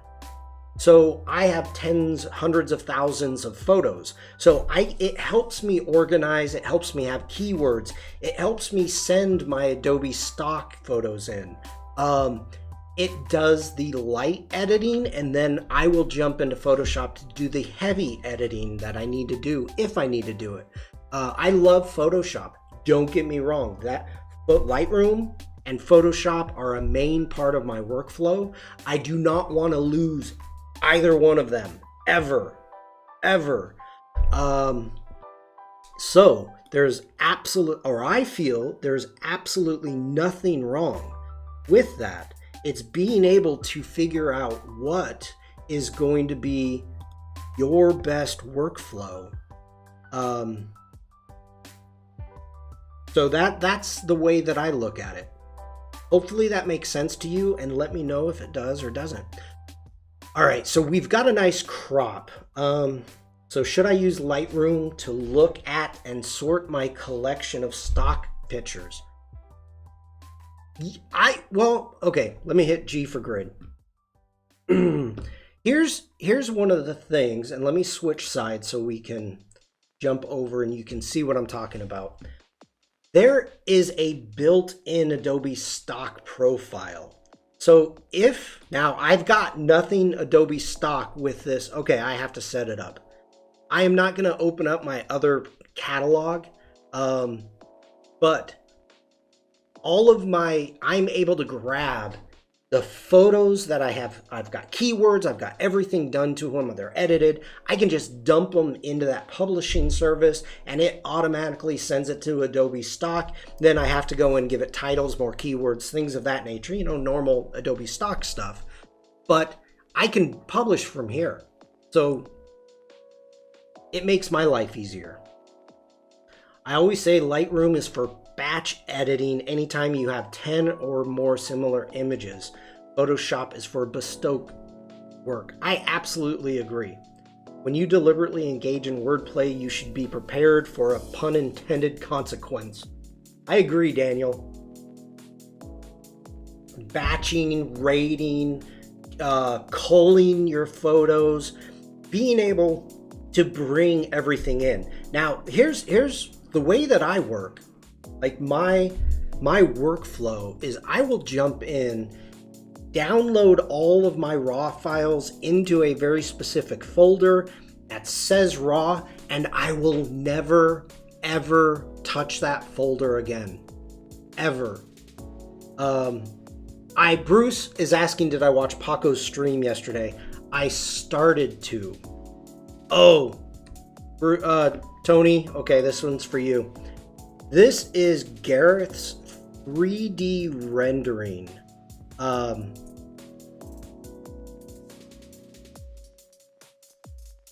Yeah, he actually was making this live streaming. So I don't know why. Now this is just Gareth showing off, actually. So it doesn't need rendering, or it doesn't need editing. He's just trying to show off and have me show it off on my stream. But yeah, that's a lot of fun. I dig that. It's so stinking cool, Penny says. I agree. I mean, this is actually a really cool project. And again, for anybody new here, this is an absolute 100% ripoff from Terry White's stream of how I edit your photos. But he does that, at night, not for the UK. So I decided to do it here. But yes, it is. I give complete respect and letting everyone know that Terry White, this is Terry White's stream. I'm just here. Okay, so we've got everything straight. Let's jump into the basics. No, let's not. Excuse me, I forgot. We need a mask. I need to get rid of this orange.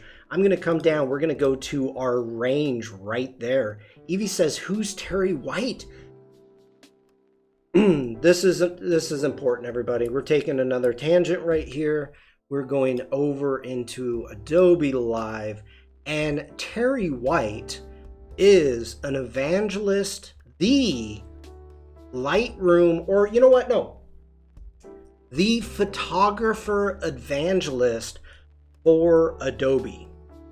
So on master classes, you can see right here, we've got the photography master classes every Friday. He's doing Lightroom. Well, you can see right here, Lightroom Classic, Photoshop. That is Terry White. He is amazing, an amazing streamer. He is laid back. So, if you don't know who it is, I asked because Sean is the double of the guy called Terry White I used to work with. Brain is confused. Okay, that's funny. That's funny. Oh, Julianne Cost. She doesn't, but Tony. Oh, I got called out by Tony. Oh, Tony, come on.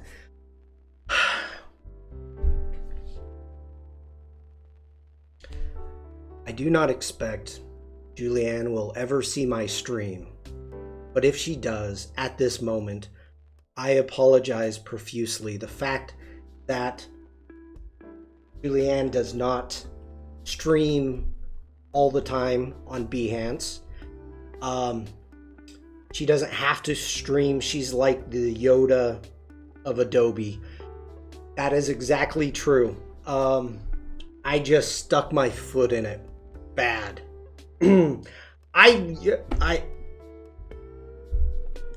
Okay. I can't even I'm not going to be able to talk out of this one. So, Julianne rocks. Yes. Her landscape work is absolutely amazing. I'm texting her right now. Am I still live? Did I, oh my God, did I just I got booted from Behance. What the heck? Dang, Tony, you got power. Okay, well, at least I'm still live over here on YouTube and Twitch. Oh my gosh. Okay. Time to get that bridge fixed, Sean. Angus, dang. All right, we're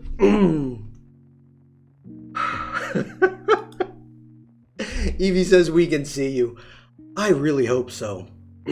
All right, let's go ahead. Let's pick another color because I'm using orange right now. So I clicked on the overlay button over here, and let's grab that blue. We can see it down here now. Holding the shift bar, we are going to zoom in so you can see I can change the overlay color right there. And I like what we've got going on. Let's actually expand that orange a little bit like that. And let's zoom out, making sure what else I'm screwing up, and it looks like everything. I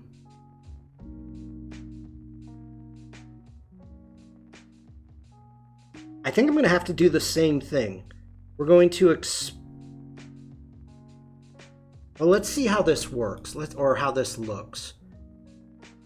Let's take our saturation down. Yeah, we are. That is not flying for me right there. So let's go ahead. I'm going to increase our tolerance. Oh, I'm missing a ton of chat. Oh my gosh.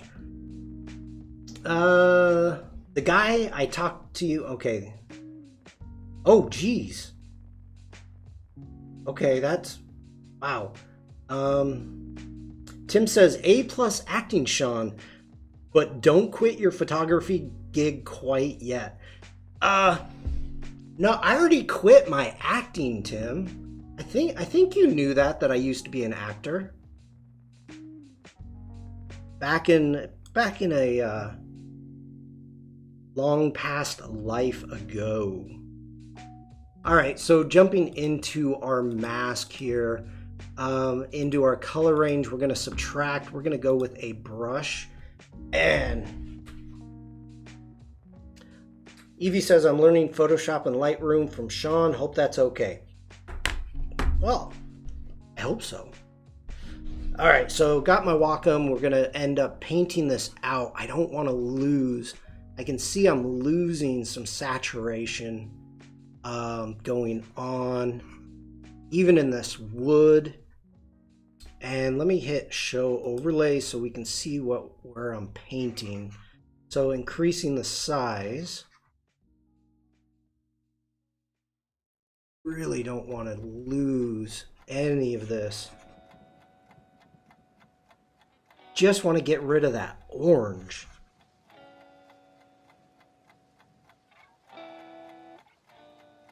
Ooh.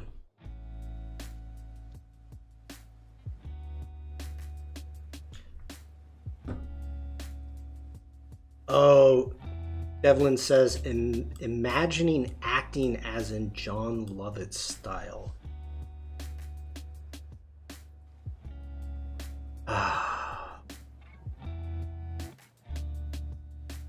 We're going to make our brush smaller.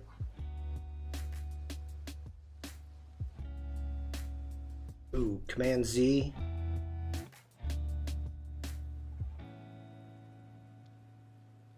Wacom. Actually, I believe the actual correct terminology is Wacom, if I'm not mistaken. Because isn't it a German company?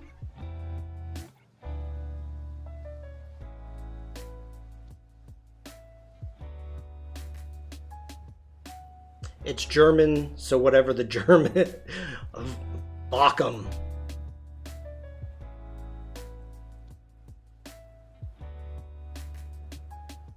Okay, let's go ahead. I want to change this color again, not green.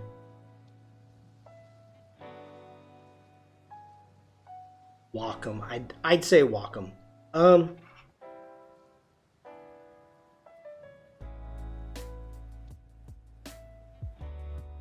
right, I think we're good there.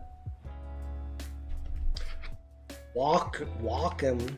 Oh, Pennsylvania style. Bite? Bacon? Bacum. Bacum.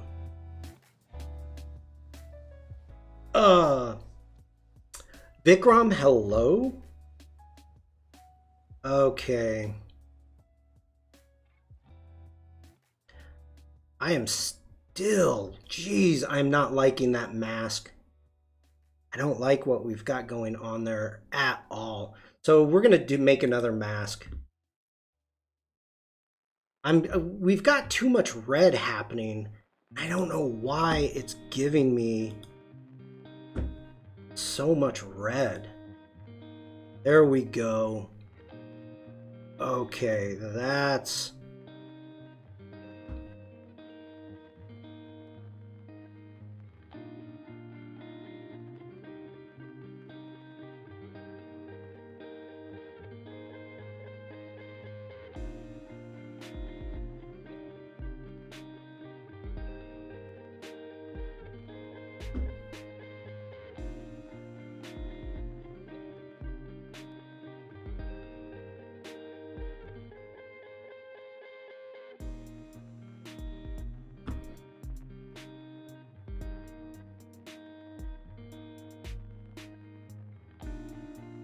All right, I'm digging that. Again, we're going with a subtract brush.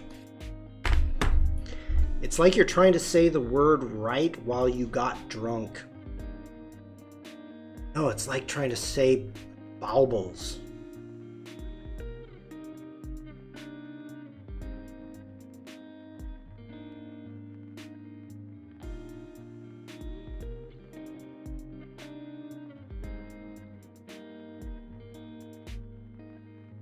All right, there we go. We've got our masks done. Let's go ahead and get out of this.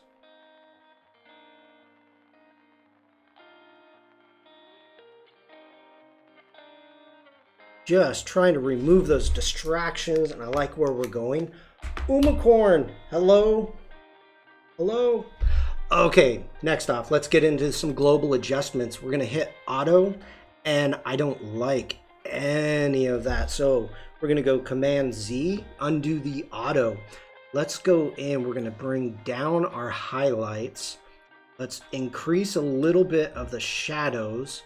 I'm taking a look. We can increase our whites.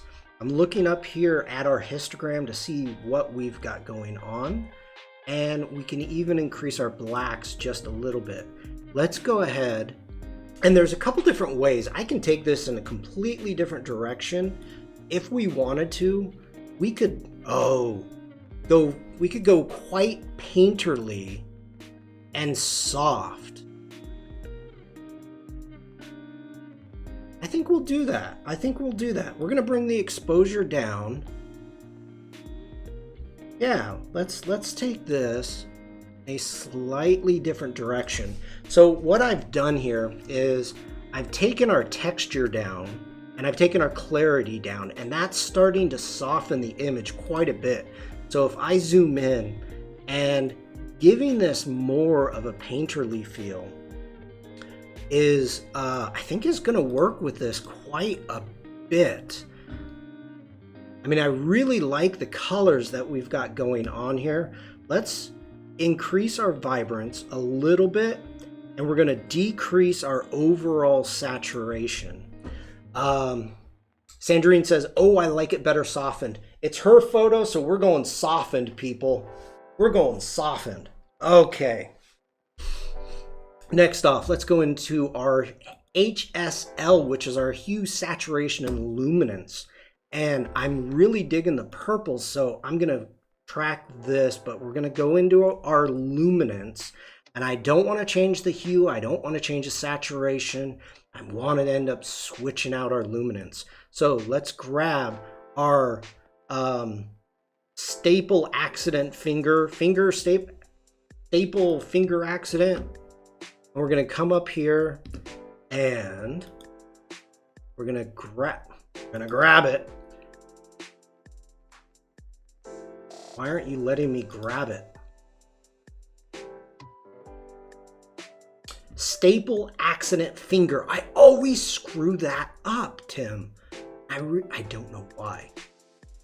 Okay. Ooh, wow.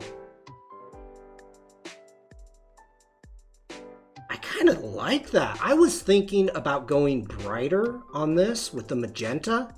And you can see over here, it's only changing the magenta and absolutely nothing else.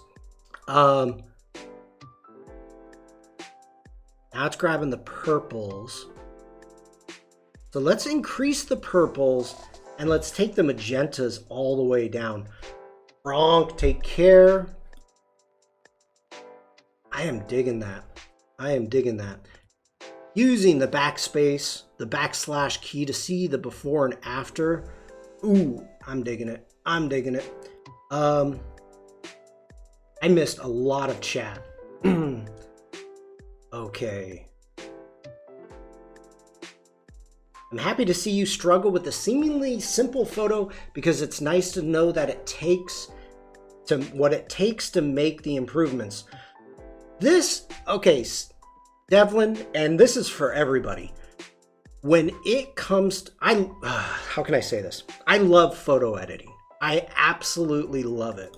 And when it comes to creating something that I am enjoying so much, I have no problem taking time, which may, to some people, seem like a simple photo.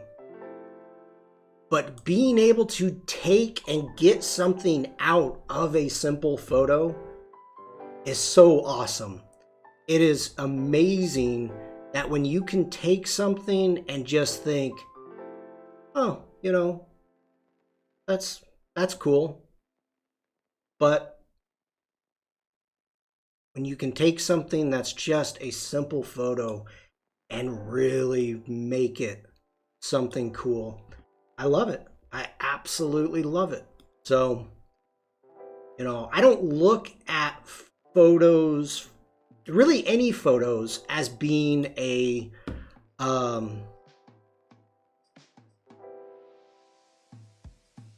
no, I'm kind of a jerk when it comes that way. I do talk about the possibility of snapshots, and I take snapshots all the time. You want to look at your photos, that you're making photos. There are snapshots in which you just take a snapshot, which is perfectly fine. But you have to know it. You have to know the fact that you are just taking a snapshot.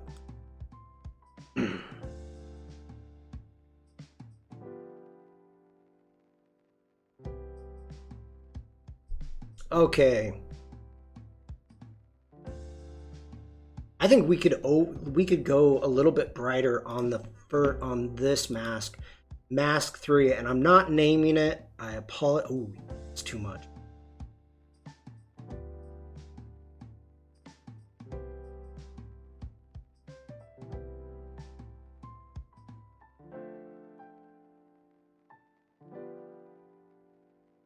I like it. I like it. It's a really nice photo and it's getting better. Thank you. Poppy pods are so pleasing to look at. They are. They really are. I need to jump back in. There's one thing that's bothering me with this mask, and I'm going to increase the sharpening, the texture.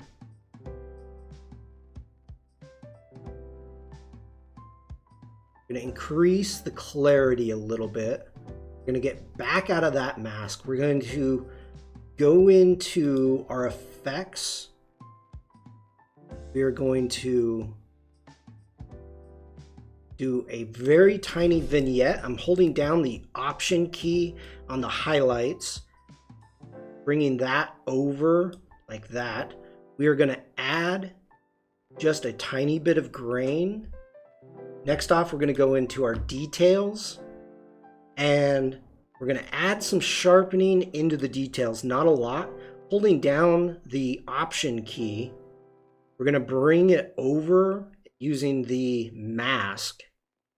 Make sure that we're just taking care of the edges. And now we can increase the sharpening a little bit more. And now I'm bringing in some luminance. This is some noise reduction, and what it's going to be doing is softening up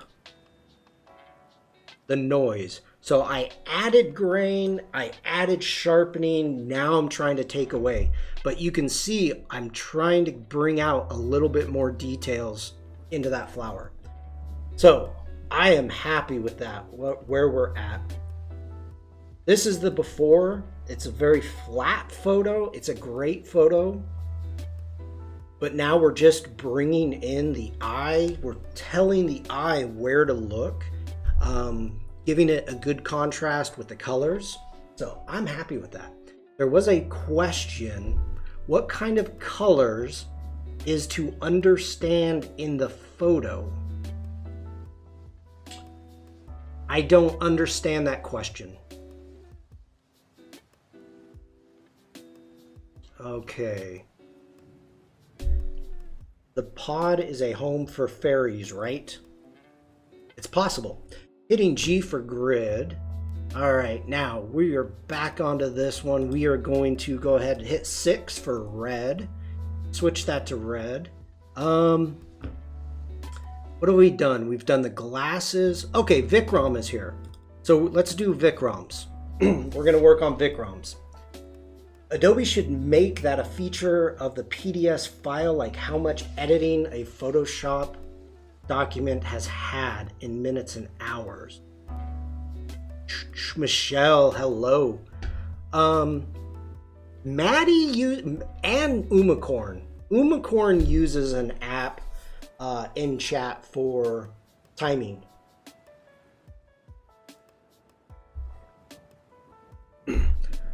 All right, Vikram, what do we got here?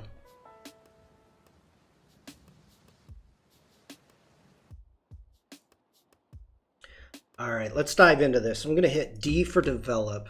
First thing that we're going to do is I need to see what we've got. What type of information? This is a JPEG, so we're not going to be able to probably get a lot going on. You can see in the histogram, like it's all dark. It's all dark.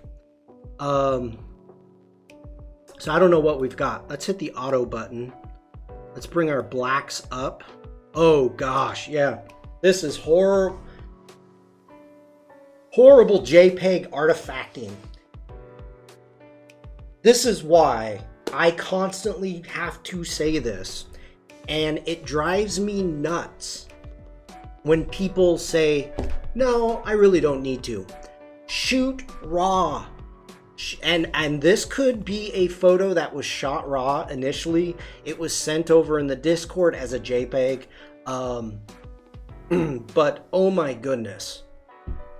This is what happens. Like, you just cannot get any information from this.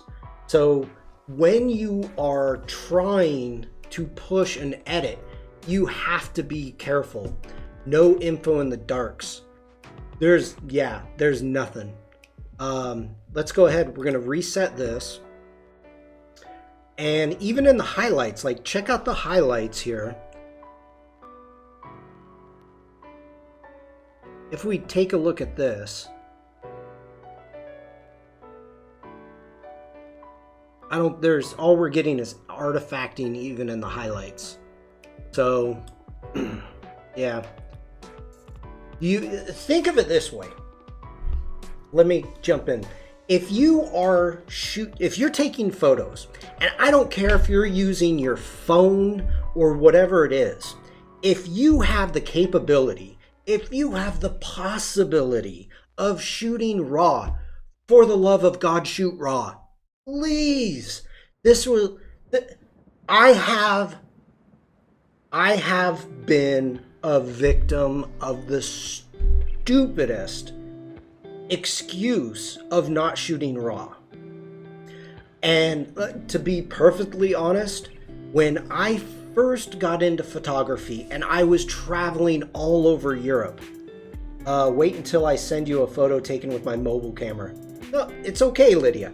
When, I had a mirrorless Panasonic when I got into photography, and in my mind, I did the worst thing, is I didn't shoot RAW. I'm sitting there, I'm selling photos as a travel photographer, I'm traveling all over Europe, and they're all JPEGs. I could tell you how I edited them and how bad it was, but looking back at them now and wanting to go back with what I learned, what I know now, to those photos, to places, amazing places, Rome, just every place, I don't have the capability of making the changes I want to because they're JPEG. Evie is asking, does RAW apply to camera phones? Yes. With the Lightroom app, you can go back in, let's say with the iPhone, to the 6S. It will shoot RAW with the 6S. Some of the new phones, or I'm thinking all the phones, new phones, shoot RAW. So if you want to use the Lightroom app and use it as your camera, you can shoot RAW. So, okay, let's see what we've got here. I don't know how much information that we are going to get. So, Daniel says my Samsung shoots RAW, but you have to deliberately change that setting. Do it. If you know what, if you're just taking snapshots with your phone and fine, shoot JPEG, whatever. But if at any point in time that you think you want to do something with this photo, shoot RAW. Shoot RAW. I can't. I am kicking myself. 3 years. 3 years I shot JPEG. And I want to shoot not that. I want to hit myself in the head for being stupid. And I would say, oh, I don't want to use that much memory. Sean is trying to sell the 1 terabyte iPhone model.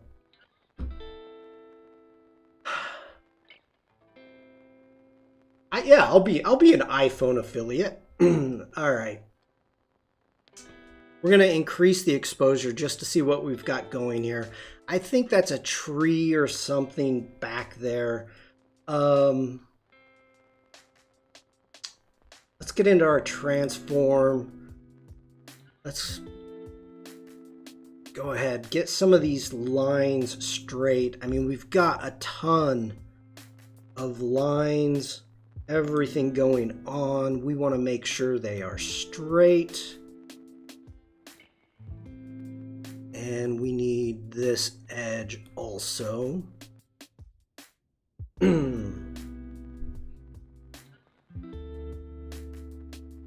Okay, I am good with that. We're going to put that back. Let's jump into our crop. And I'm going to leave this unlocked. And these are one of the things you want to look at. You want to say, okay, what is my subject?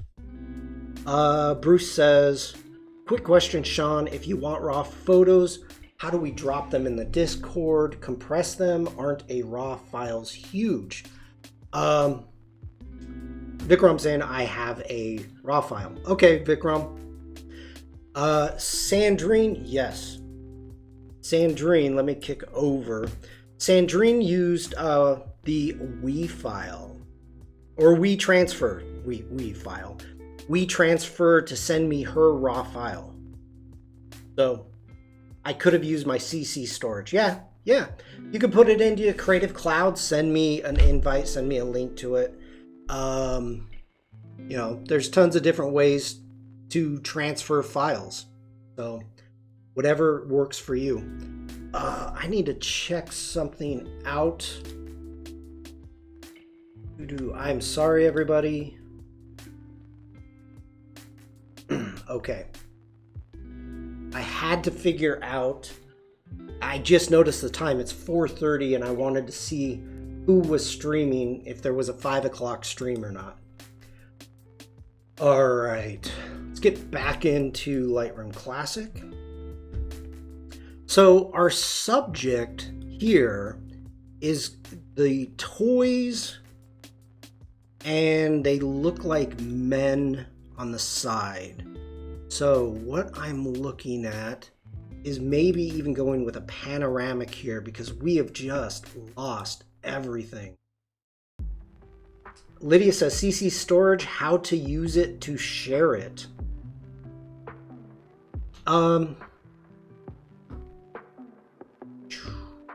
Let me open up. Hold on.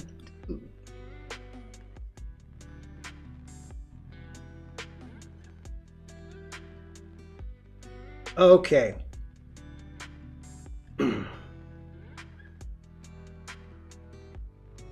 Ooh, who lost everything? All right. So I am in my Creative Cloud app. There's a couple different ways that you could do this. If you wanted to, you could jump over here and go to the Creative Cloud on the web. I've in my libraries. So, oh, sorry. You could jump into your libraries. You could create a new library, and up here at the top, new library. Then you could upload the photos into your new library. And let me do vowels. I'll do the vowels. So right here, hitting the 3 dots at the top, you can share or invite people. So what you can do is actually, if I go into invite people, I can specifically go with invite and send an email, which you could do that. If you wanted to share, here you go, you are actually creating a link, and then you could create that link and post the link into my Discord. So that would be my suggestion. The easiest way would be for you to share it. Or if you don't want for the entire community to know, you could share it and DM me through Behance, and I will download it from there. So once you hit share the link, you want to make sure that I have the capability saved to Creative Cloud or allowed to follow. So hopefully that makes sense. I have where is my Artie Brista? Oh, it's alphabetical. Sure. So with Jackie's Coffee Shop, for those of you that remember, I did a whole social branding kit for Jackie for her new coffee shop. And so I was able to create the library, put all the assets that I made for her social for her coffee shop for social media, and just sent the library to her. So okay, let's go ahead and close out of that. And Vikram, you're gonna have to take a look at my face. Vikram said he sent me a file. So let me download this really fast.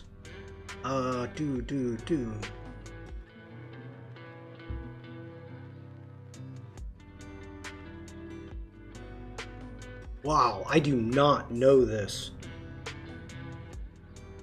Total, okay, 14 files.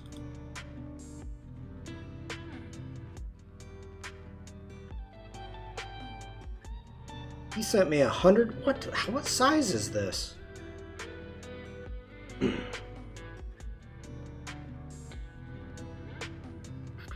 Sandrine says, if you know someone's email, you can share it and they don't have to have a CC subscription. Good tips. All right, let me see what Vikram sent to me.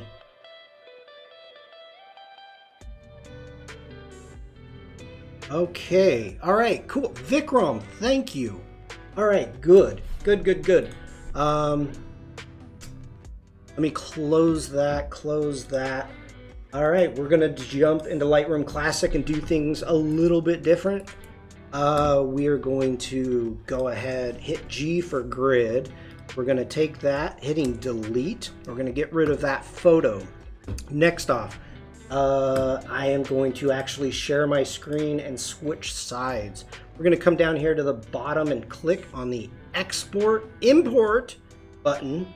So we're gonna hit import, and this is the import dialog. So first off, whenever you're working with any of the import dialogues, you wanna start on the left side and work your way around.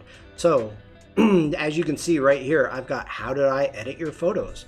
So I'm gonna copy these as a DNG, they're raw files right now. We need to select a source. So I'm gonna come into, I need to switch something here really quick, everybody.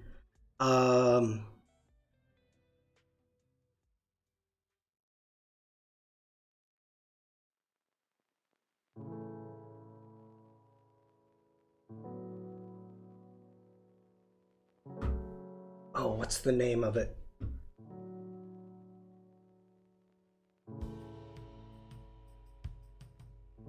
Okay.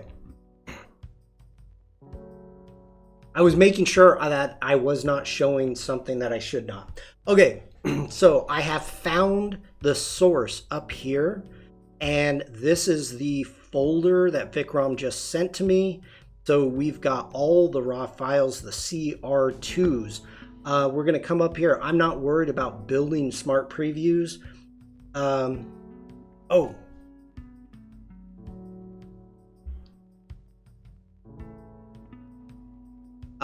Next off, as you can see up here, I am only bringing in new photos and copy as a DNG. Smart preview, no. Duplicates, no. Second copy, no. Add to collection, yes. We're gonna add to that collection, and we're gonna put this in the how I edit. Next off, file renaming. I'm not worried about it right now. I do not want to add my copyright because they're not my photos, and I'm gonna go Vikram in the keywording. Next off, we are going to put this into not there. We're gonna put this into Kozel Photography. I'm gonna do this really quick. And if anybody has any questions about how to import photos, I am more than happy to show you, well, or talk about it.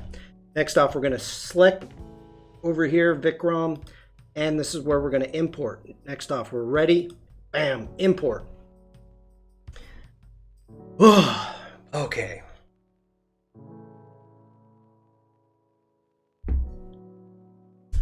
I have missed a ton of chat today. I apologize, everybody. I am waiting. You can see up here at the top,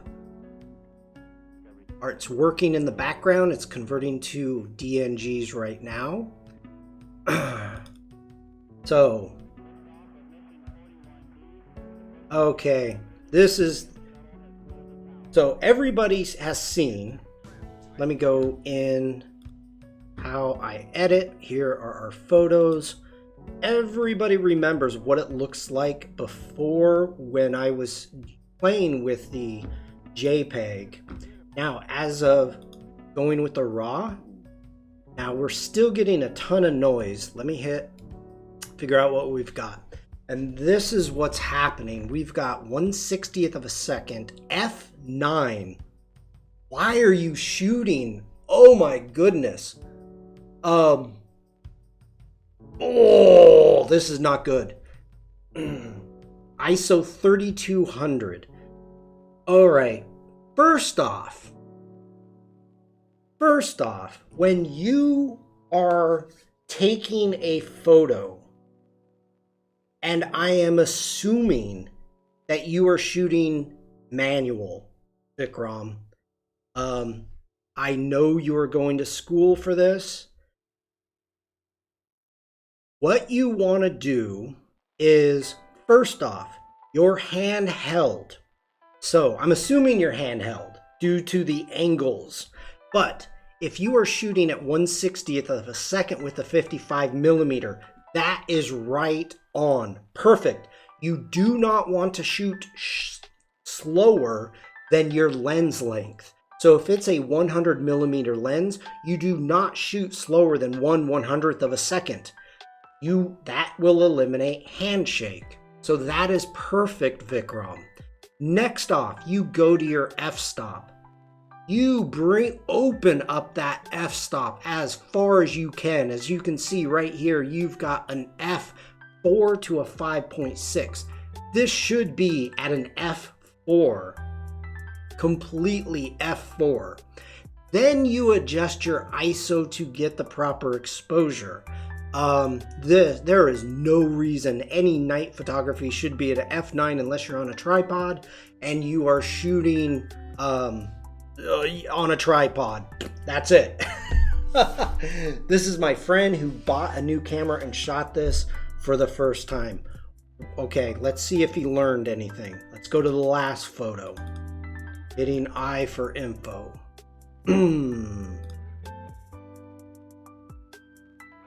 1/60th of a second, f9. No. Oh, Umacorn, yeah. Yep. All right. Wow. Now let's figure out which one we want to deal with. Mainly, we've got the exact same subject. So hitting D for actually G. Let's do this. I'm going to come back into here. Hitting D for develop. I'm going to reset this one back down. Hitting G for grid. We're going to go select all three of these. Sandrine, have a great day. And we're talking about batch editing and what makes Lightroom Classic so much easier, even though you can do some of this in Adobe Camera Raw and Photoshop. Next off, I'm going to come down here to sync, and I'm going to turn that sync button on. Now this is going to sync off of all of these photos that we have. They're all relatively close to the same. So next off, you can see the number 14 here. You can see this is a brighter gray than the one next to it. That means this is your primary photo. If I want to select, if I want to select a different one to be my primary photo, I can select the photo, not the gray part, the photo, and now that one is going to be my primary photo. We're going to start with this one here though. So I've got those selected. I've got sync on. I'm going to hit D for develop. Next off, we're going to increase the exposure, and it is increasing the exposure on all of them. We are going to bring over our blacks, and you know what? Let's just hit auto.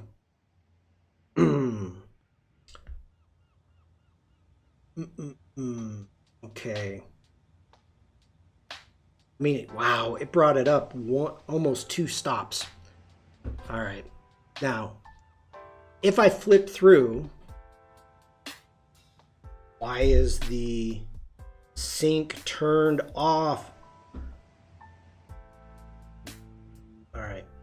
We're going to reset, making sure the sync is on in the develop module. We're going to hit auto. Now it's updating the auto for 14 photos. So as I scroll through now, that one's even darker. It is giving the same treatment for all the photos. And you can see everything over here. I just uploaded these. These were raw files. So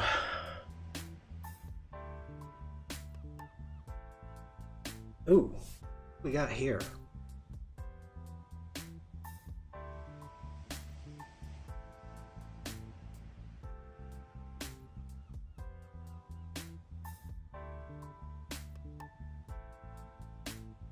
All right, let's turn the sync off. I think this is the file that I want to work on here. What we've got going now, these... I'm just going to grab the histogram. I'm bringing the blacks over. We're going to bring the exposure over. Piotra, hello. Welcome in. Oh, I'm looking at the gentleman over here. This is who I'm watching.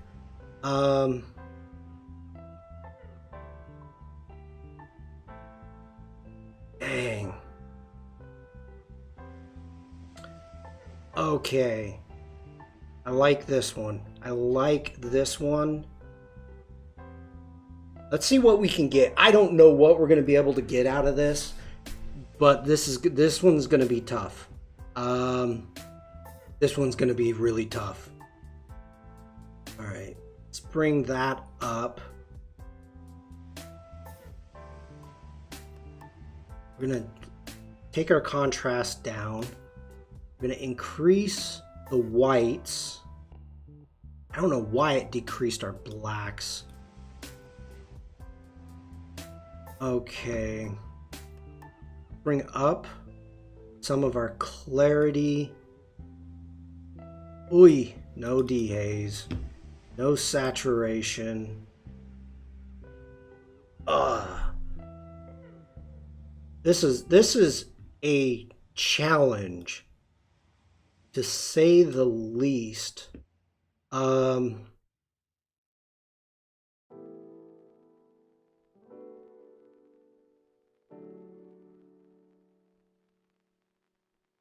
Okay, let's get back in.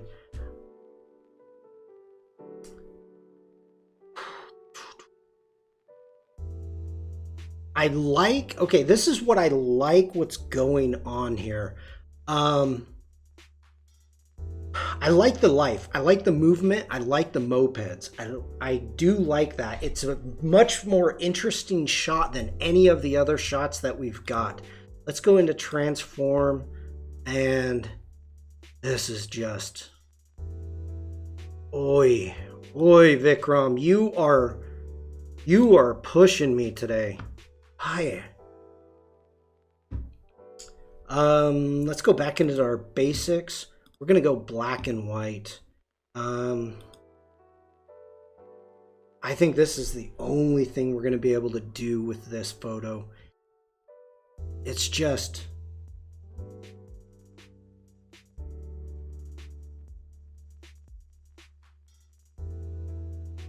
I like that.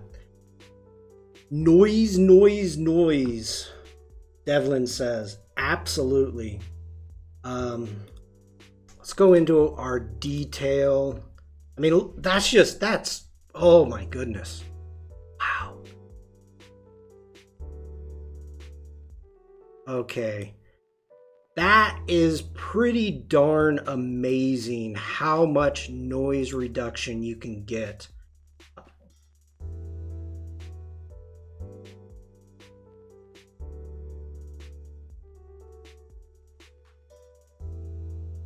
Wow. I mean, that's the before. That's the after. Dang. Dang, dang, dang. Okay. I mean, that's getting there. That is getting there. Let me get back up into our basic. Check out color.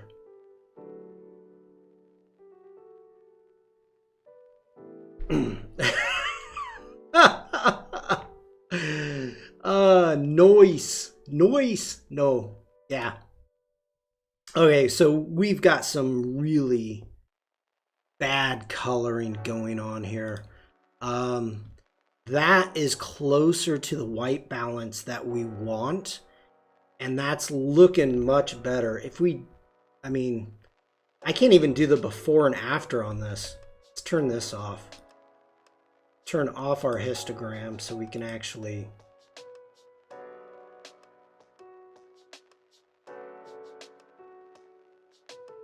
Boy. I like the blues that we've got going on there. Can actually just warm that up a tiny bit. Okay. Open up the shadows just a... Actually, no, let's take it the other way.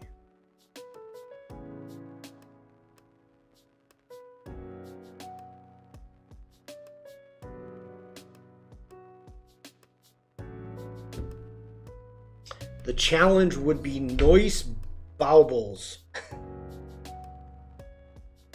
All right.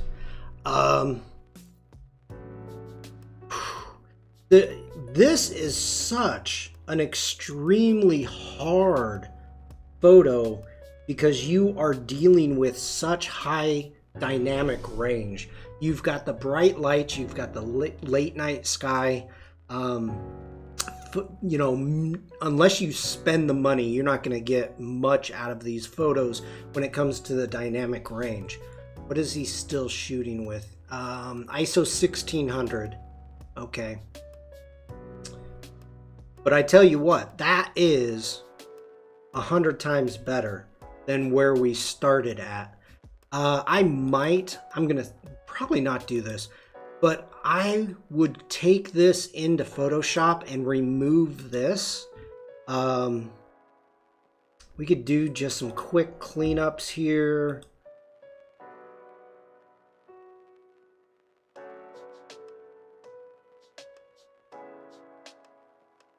Why did you do that?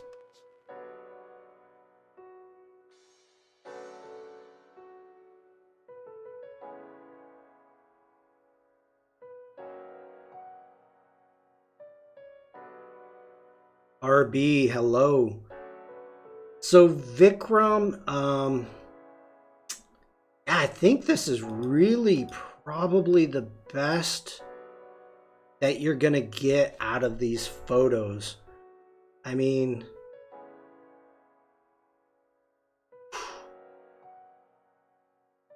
Henrik, hello. Good to see you.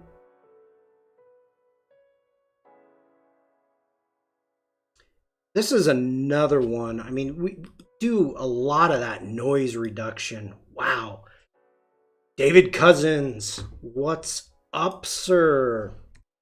Okay, I think I'm done with this one. This was actually just a pain. A pain, Vikram. Thank you for showing... Vikram, thank you for sending the raw files. The JPEG, it was important to be able to show that you're not going to be able to get anything out of the JPEG. The JPEG is just going to be thrown away. Getting in with the type of noise, you know, we can deal with a lot of this noise. And there's other plugins, other apps that do noise reduction also. This is just an extremely difficult subject to get. So, Evie says, I just learned how to make sure my phone shoots raw. It is a setting I have to turn on. Good to know. We're moving on. We are moving on, Vikram. Thank you for that. Go ahead, turn that red. I like it. I like it. It's just trying to figure out where to go with it. Let's see. Mafu isn't here yet. Robert sent me this photo. And to be perfectly honest, the biggest thing that I would be trying to get out of it would be sharpening, trying to bring out more of the detail of this butterfly. It's a great photo. Unfortunately, the focus is soft. It looks like it almost focused up here on the wing rather than taking it down, like trying to figure out. Daniel tells Evie, record both JPEG and RAW if you have the storage. The JPEG comes in handy for quick previewing. I agree with that if you like the processing that is done with your camera or your phone. I do not do that due to the fact that I don't like camera processing.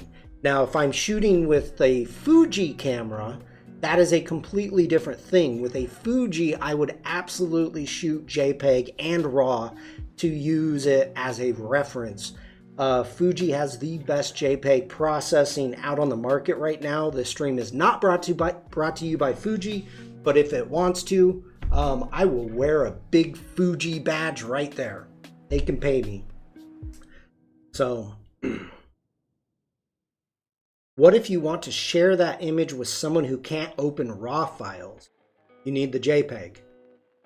No, you take the RAW file in, you edit it, you get everything out of it, then you export it as a JPEG. So I think we're gonna skip this one. So Katerina sent this one, a lunar eclipse that was going on. Daniel, you know what? What is the file format? I don't even have my phone in here. This HI, the high image, whatever the file format is for iPhones. I don't use my phone as a camera, but HEIX. There you go. So nothing will open that. I try to share it's just crazy. So what I'll end up doing is I take a photo, I'll share it with my desktop, open it up in Lightroom Classic, and then save it as a JPEG. When my wife was in an auto accident and I went out and the only thing I had on me was my phone, and I took pictures of the car because I didn't know I was going to see the car after she was taken away in an ambulance. The car was still there on the highway. I pulled over and took some photos. So when we had to send the photos to the insurance company and everybody else, that's all I had to do. Or that's what I had to do to be able to use the photos. So, I'm not getting into that. Lydia says, I have a question with the RAW and JPEG files that I got from my camera, but need to share the photos first. Okay. All right. Alessandra, hello, welcome in. We are gonna skip. We're gonna skip Katerina's. We have Mafu's. So that's what the file is. Yeah. HEIC. Now I don't know where my phone is. This one I'd like to do at some point for Mafu, but Mafu is not here. So we're going to do Craig's, and Craig is not here also, but this is a lot of the same problems that we had with Vikram. This is not a RAW file. If it was a RAW file, you can see over here, it is a JPEG. We would be able to get more of this information out of these rocks, which is what I would like to do and what I would normally do.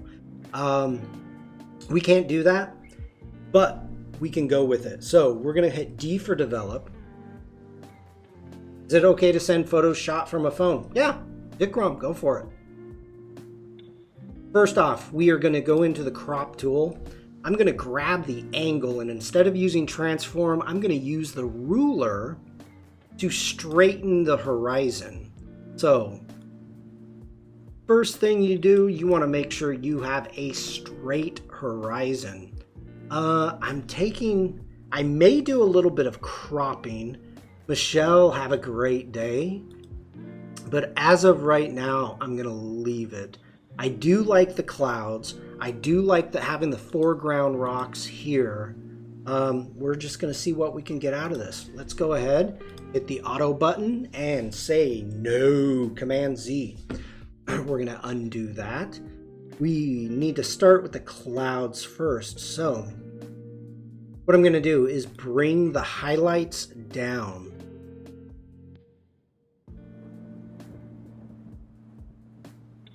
Let's open up the shadows. Now, right off the bat, as soon as I start opening the shadows up, same issue.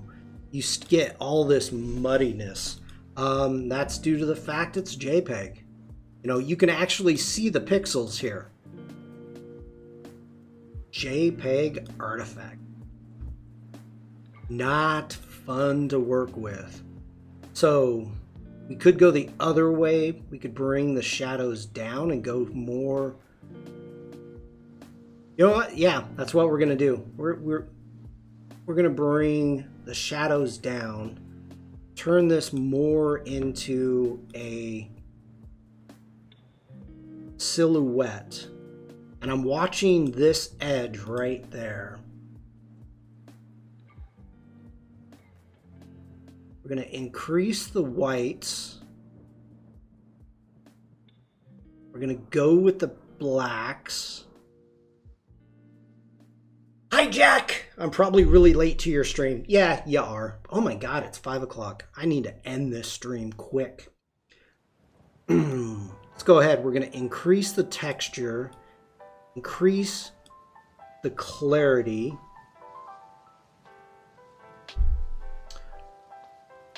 Okay. Well, because you had a question, let me switch here really quick. I hear you, Lydia. Let me bring this up.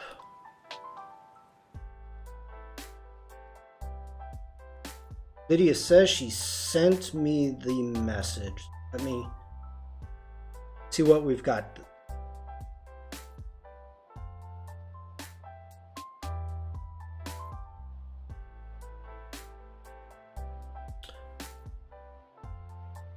All right, so Lydia used the Creative Cloud, and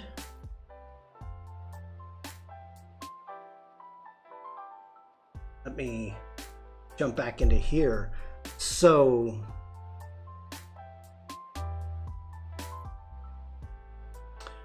all right, we have the DNGs and the JPEGs.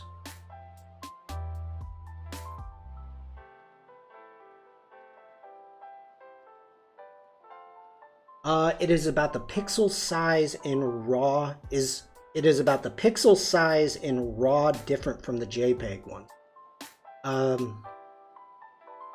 Bruce says, does Lightroom Classic have a libraries panel too to drop assets and such? No! No, Bruce. That never dawned on me.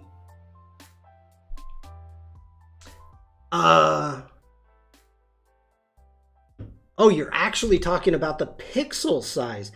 It is about the size of the pixel, different from the RAW, different from the JPEG. I found that when I zoomed in to take a close-up shot, the RAW is much smaller because there's more pixels.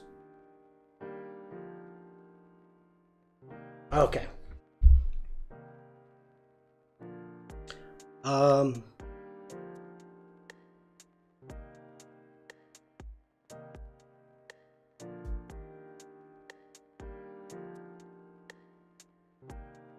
2.4.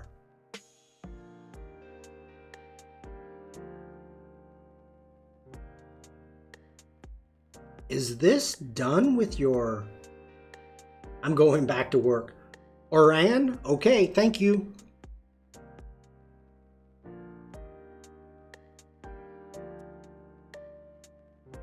Yeah, no, it's... I'm glad you did.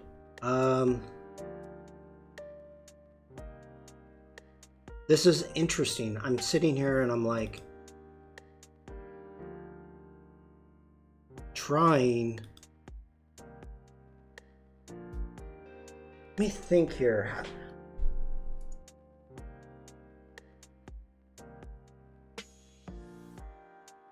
This is interesting because I'm not figuring out how to download these.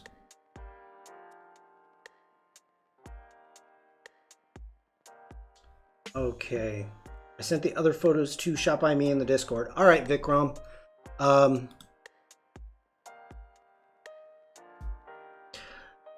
Evie, HDR is high dynamic range. That's when you take 3 photos.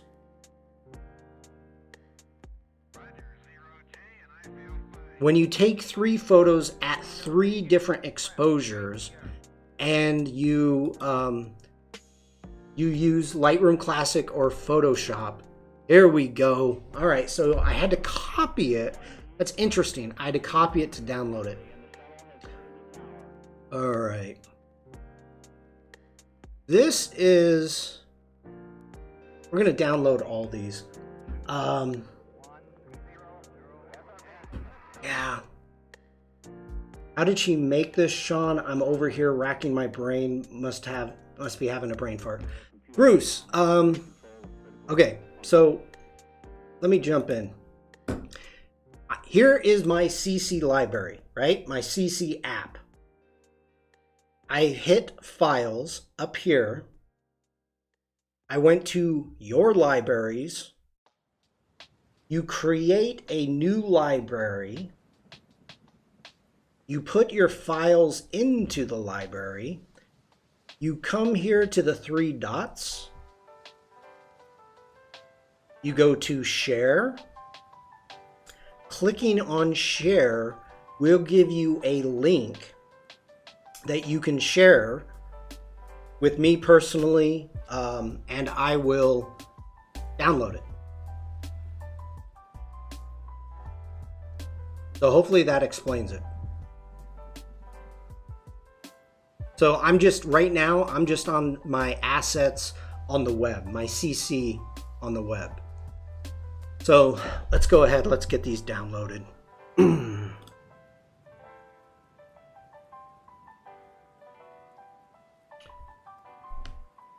Why is this coming in as a PNG?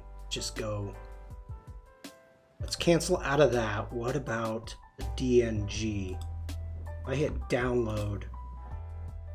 Okay, good. Woo!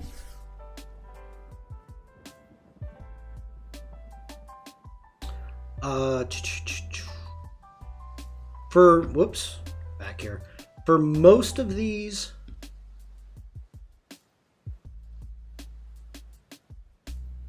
all right, hold on, Bruce.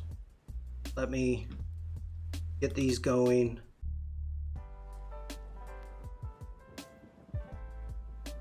And then I want...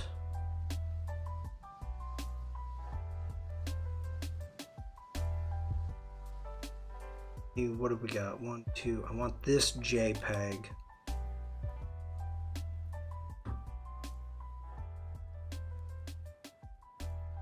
Two, three, four. Okay. All right. Bruce says, "Oh, okay. That's where I'm having the issue. The actual dropping in the files. How is that done?" Well, okay. Let me get back.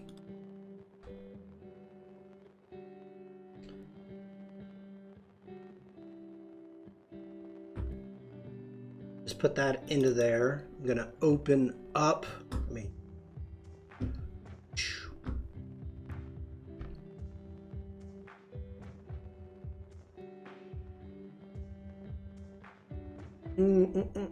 Let me see. Let me find a file.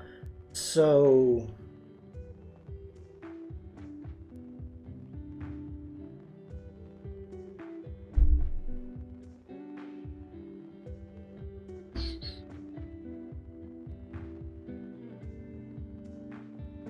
All right, here we go. So I can just grab the file and not do that.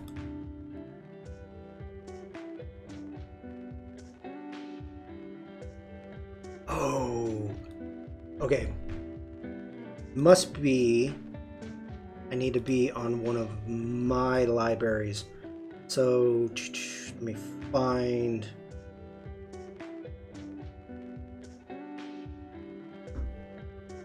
Yeah, let's do this one. Angus, have a good day. Ooh, that doesn't work. Okay. Could this shared library link be opened in Lightroom? I don't know about Lightroom. We don't have libraries in Lightroom Classic.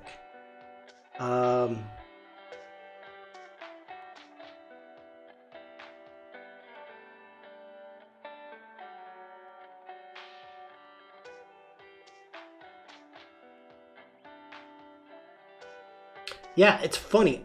That has never even crossed my mind that there's not libraries in Lightroom. Not at all.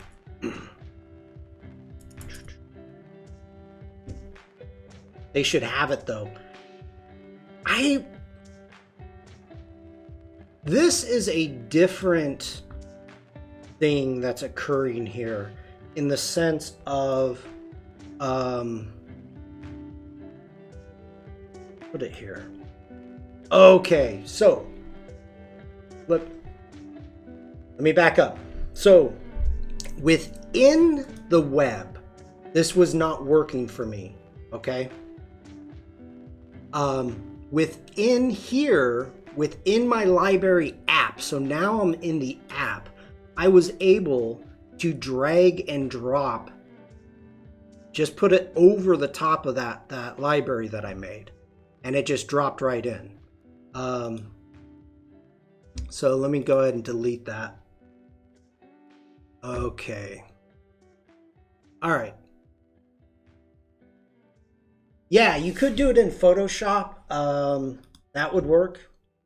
But what I'm trying to do is make it that in the sense if we are working in Lightroom Classic that we can actually stay there in Lightroom Classic. All right. I am not going to be working. I think right now what we're going to do is I'm going to import these. We're going to take a quick look at them, and then we will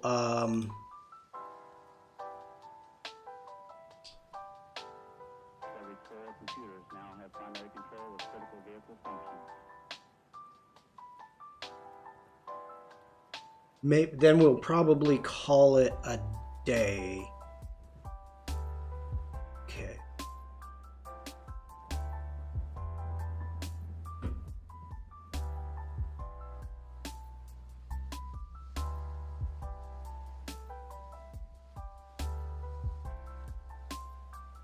I don't know why that one. I think that's yours. Why is that preview? I think that's... Nope, that's one. Well, 1, 2, 3, 4, 5. How many? 3, 4, 5. Yep. Okay.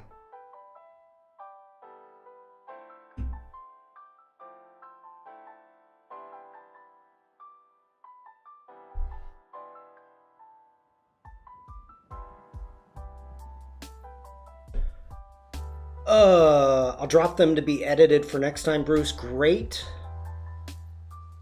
Evie, thank you so much.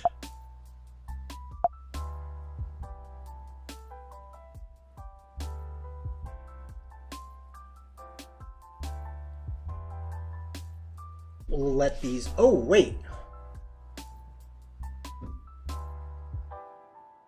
This is different. The files appear to be unsupported or damaged.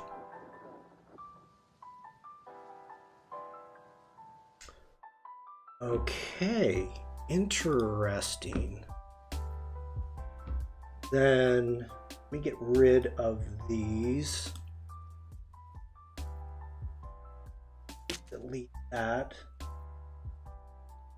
Okay.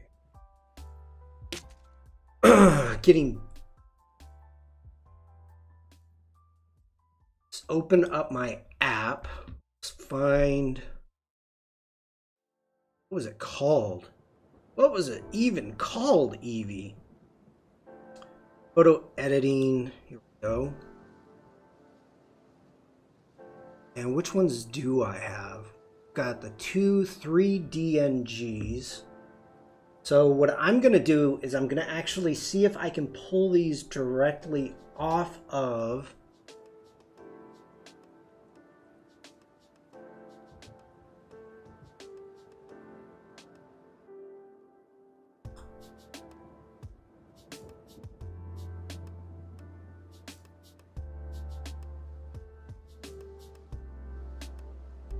this is not letting me do anything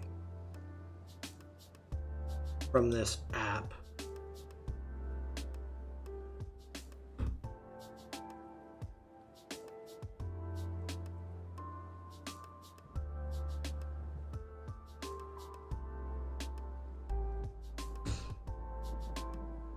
Okay, this is crazy. This is, wait, let me do this a different way.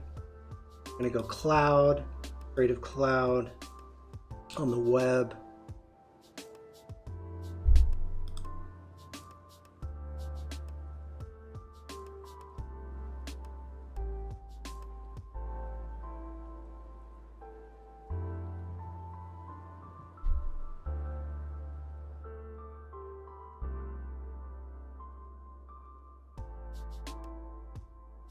All right, let me see which ones I need.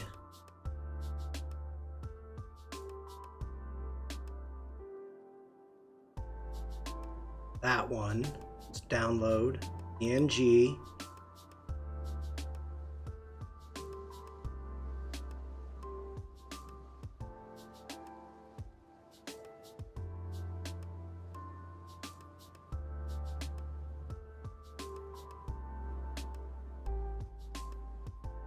NEF files are not supported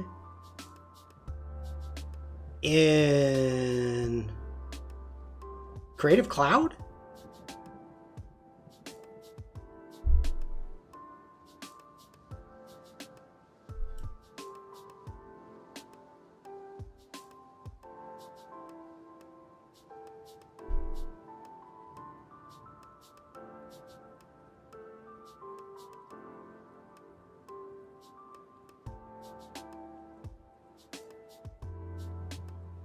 Wow, okay, I wonder what is going on with these.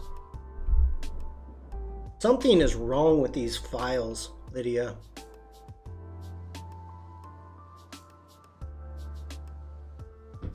Let me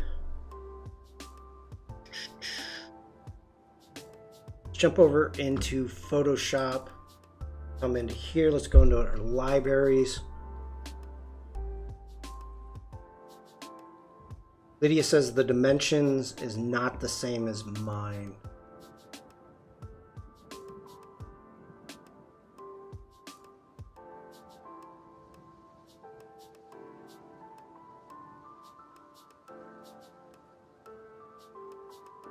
Okay, so some people may not know this. Within your library panel, they've added the list view, so you can hit list view and you can actually see the file type.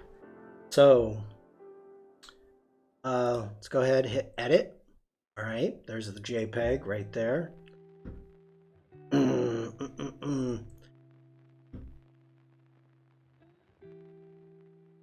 people.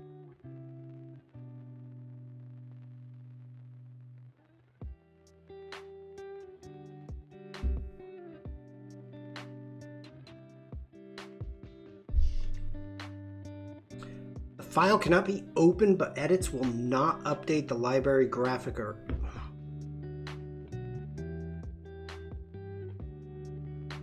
Okay. Let's cancel out of that. Let's try something else. I'm going to grab this file and put it onto Lightroom Classic.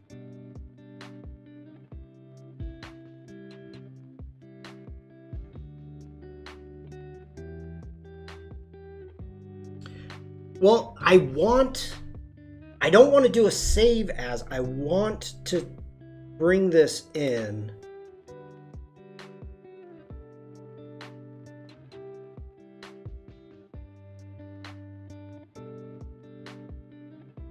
Okay.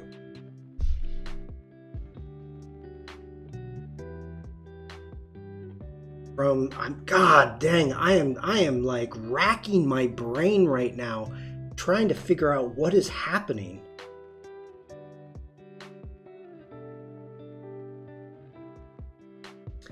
They are DNGs. You can see right here, DNG. Why is this not happening?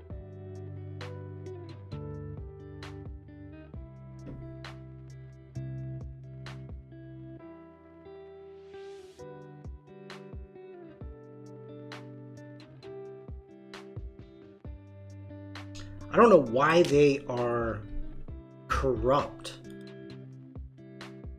That's the problem. That's the thing I'm not understanding.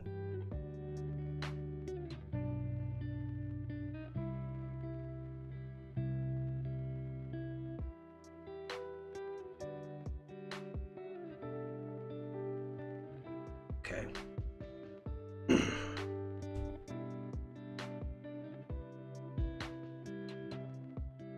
Well, Daniel, just so you are aware, I do not have Bridge, nor have I ever used Bridge.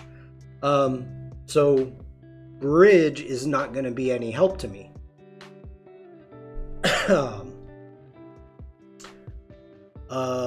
Yeah. It makes an appearance for no particular reason. No, I just don't use Bridge. It's not part of my workflow at all. Okay, let's see here.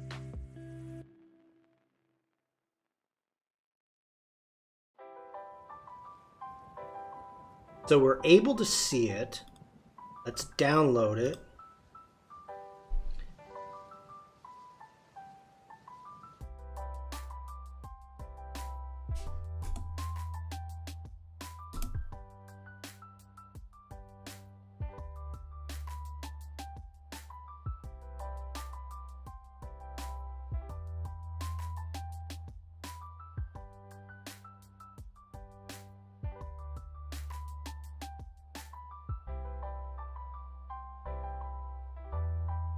Jeez.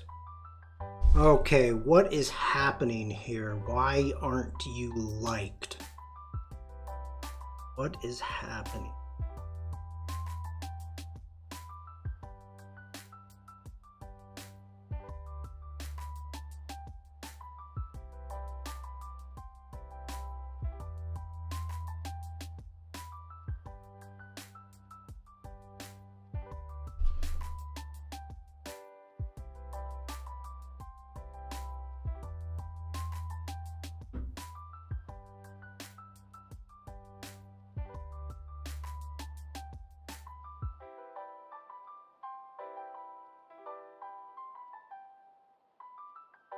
Oh my God, the save as turned it into a text file.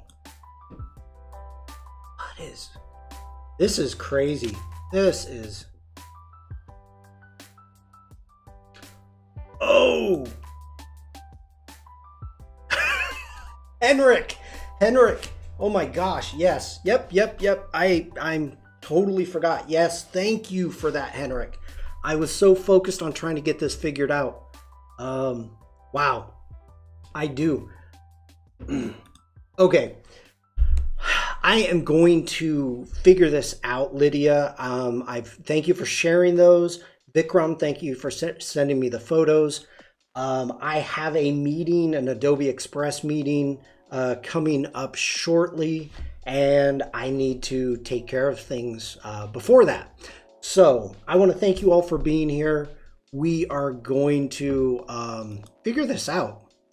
This is frustrating, and maybe I'll try to share it via file share later. Yeah, I mean, I don't understand why some of the files worked and some of them didn't. Like the 3 DNGs worked, or 3 of the 4 DNGs worked, and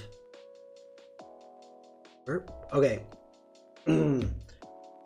So yeah, you can see right here, the DNG worked. This DNG worked.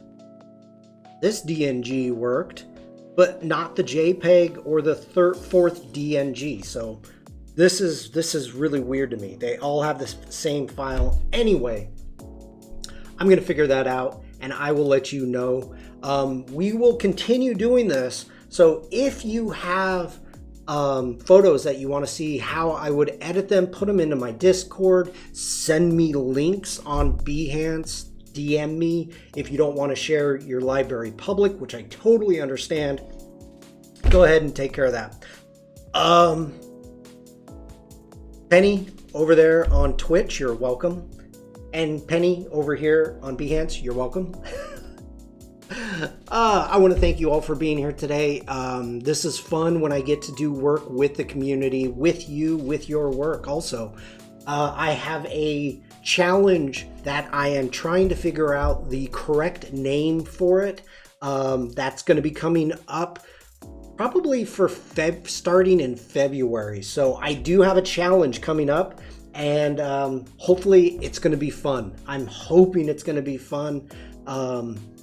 February should be kind of slow for people with everybody getting back at it.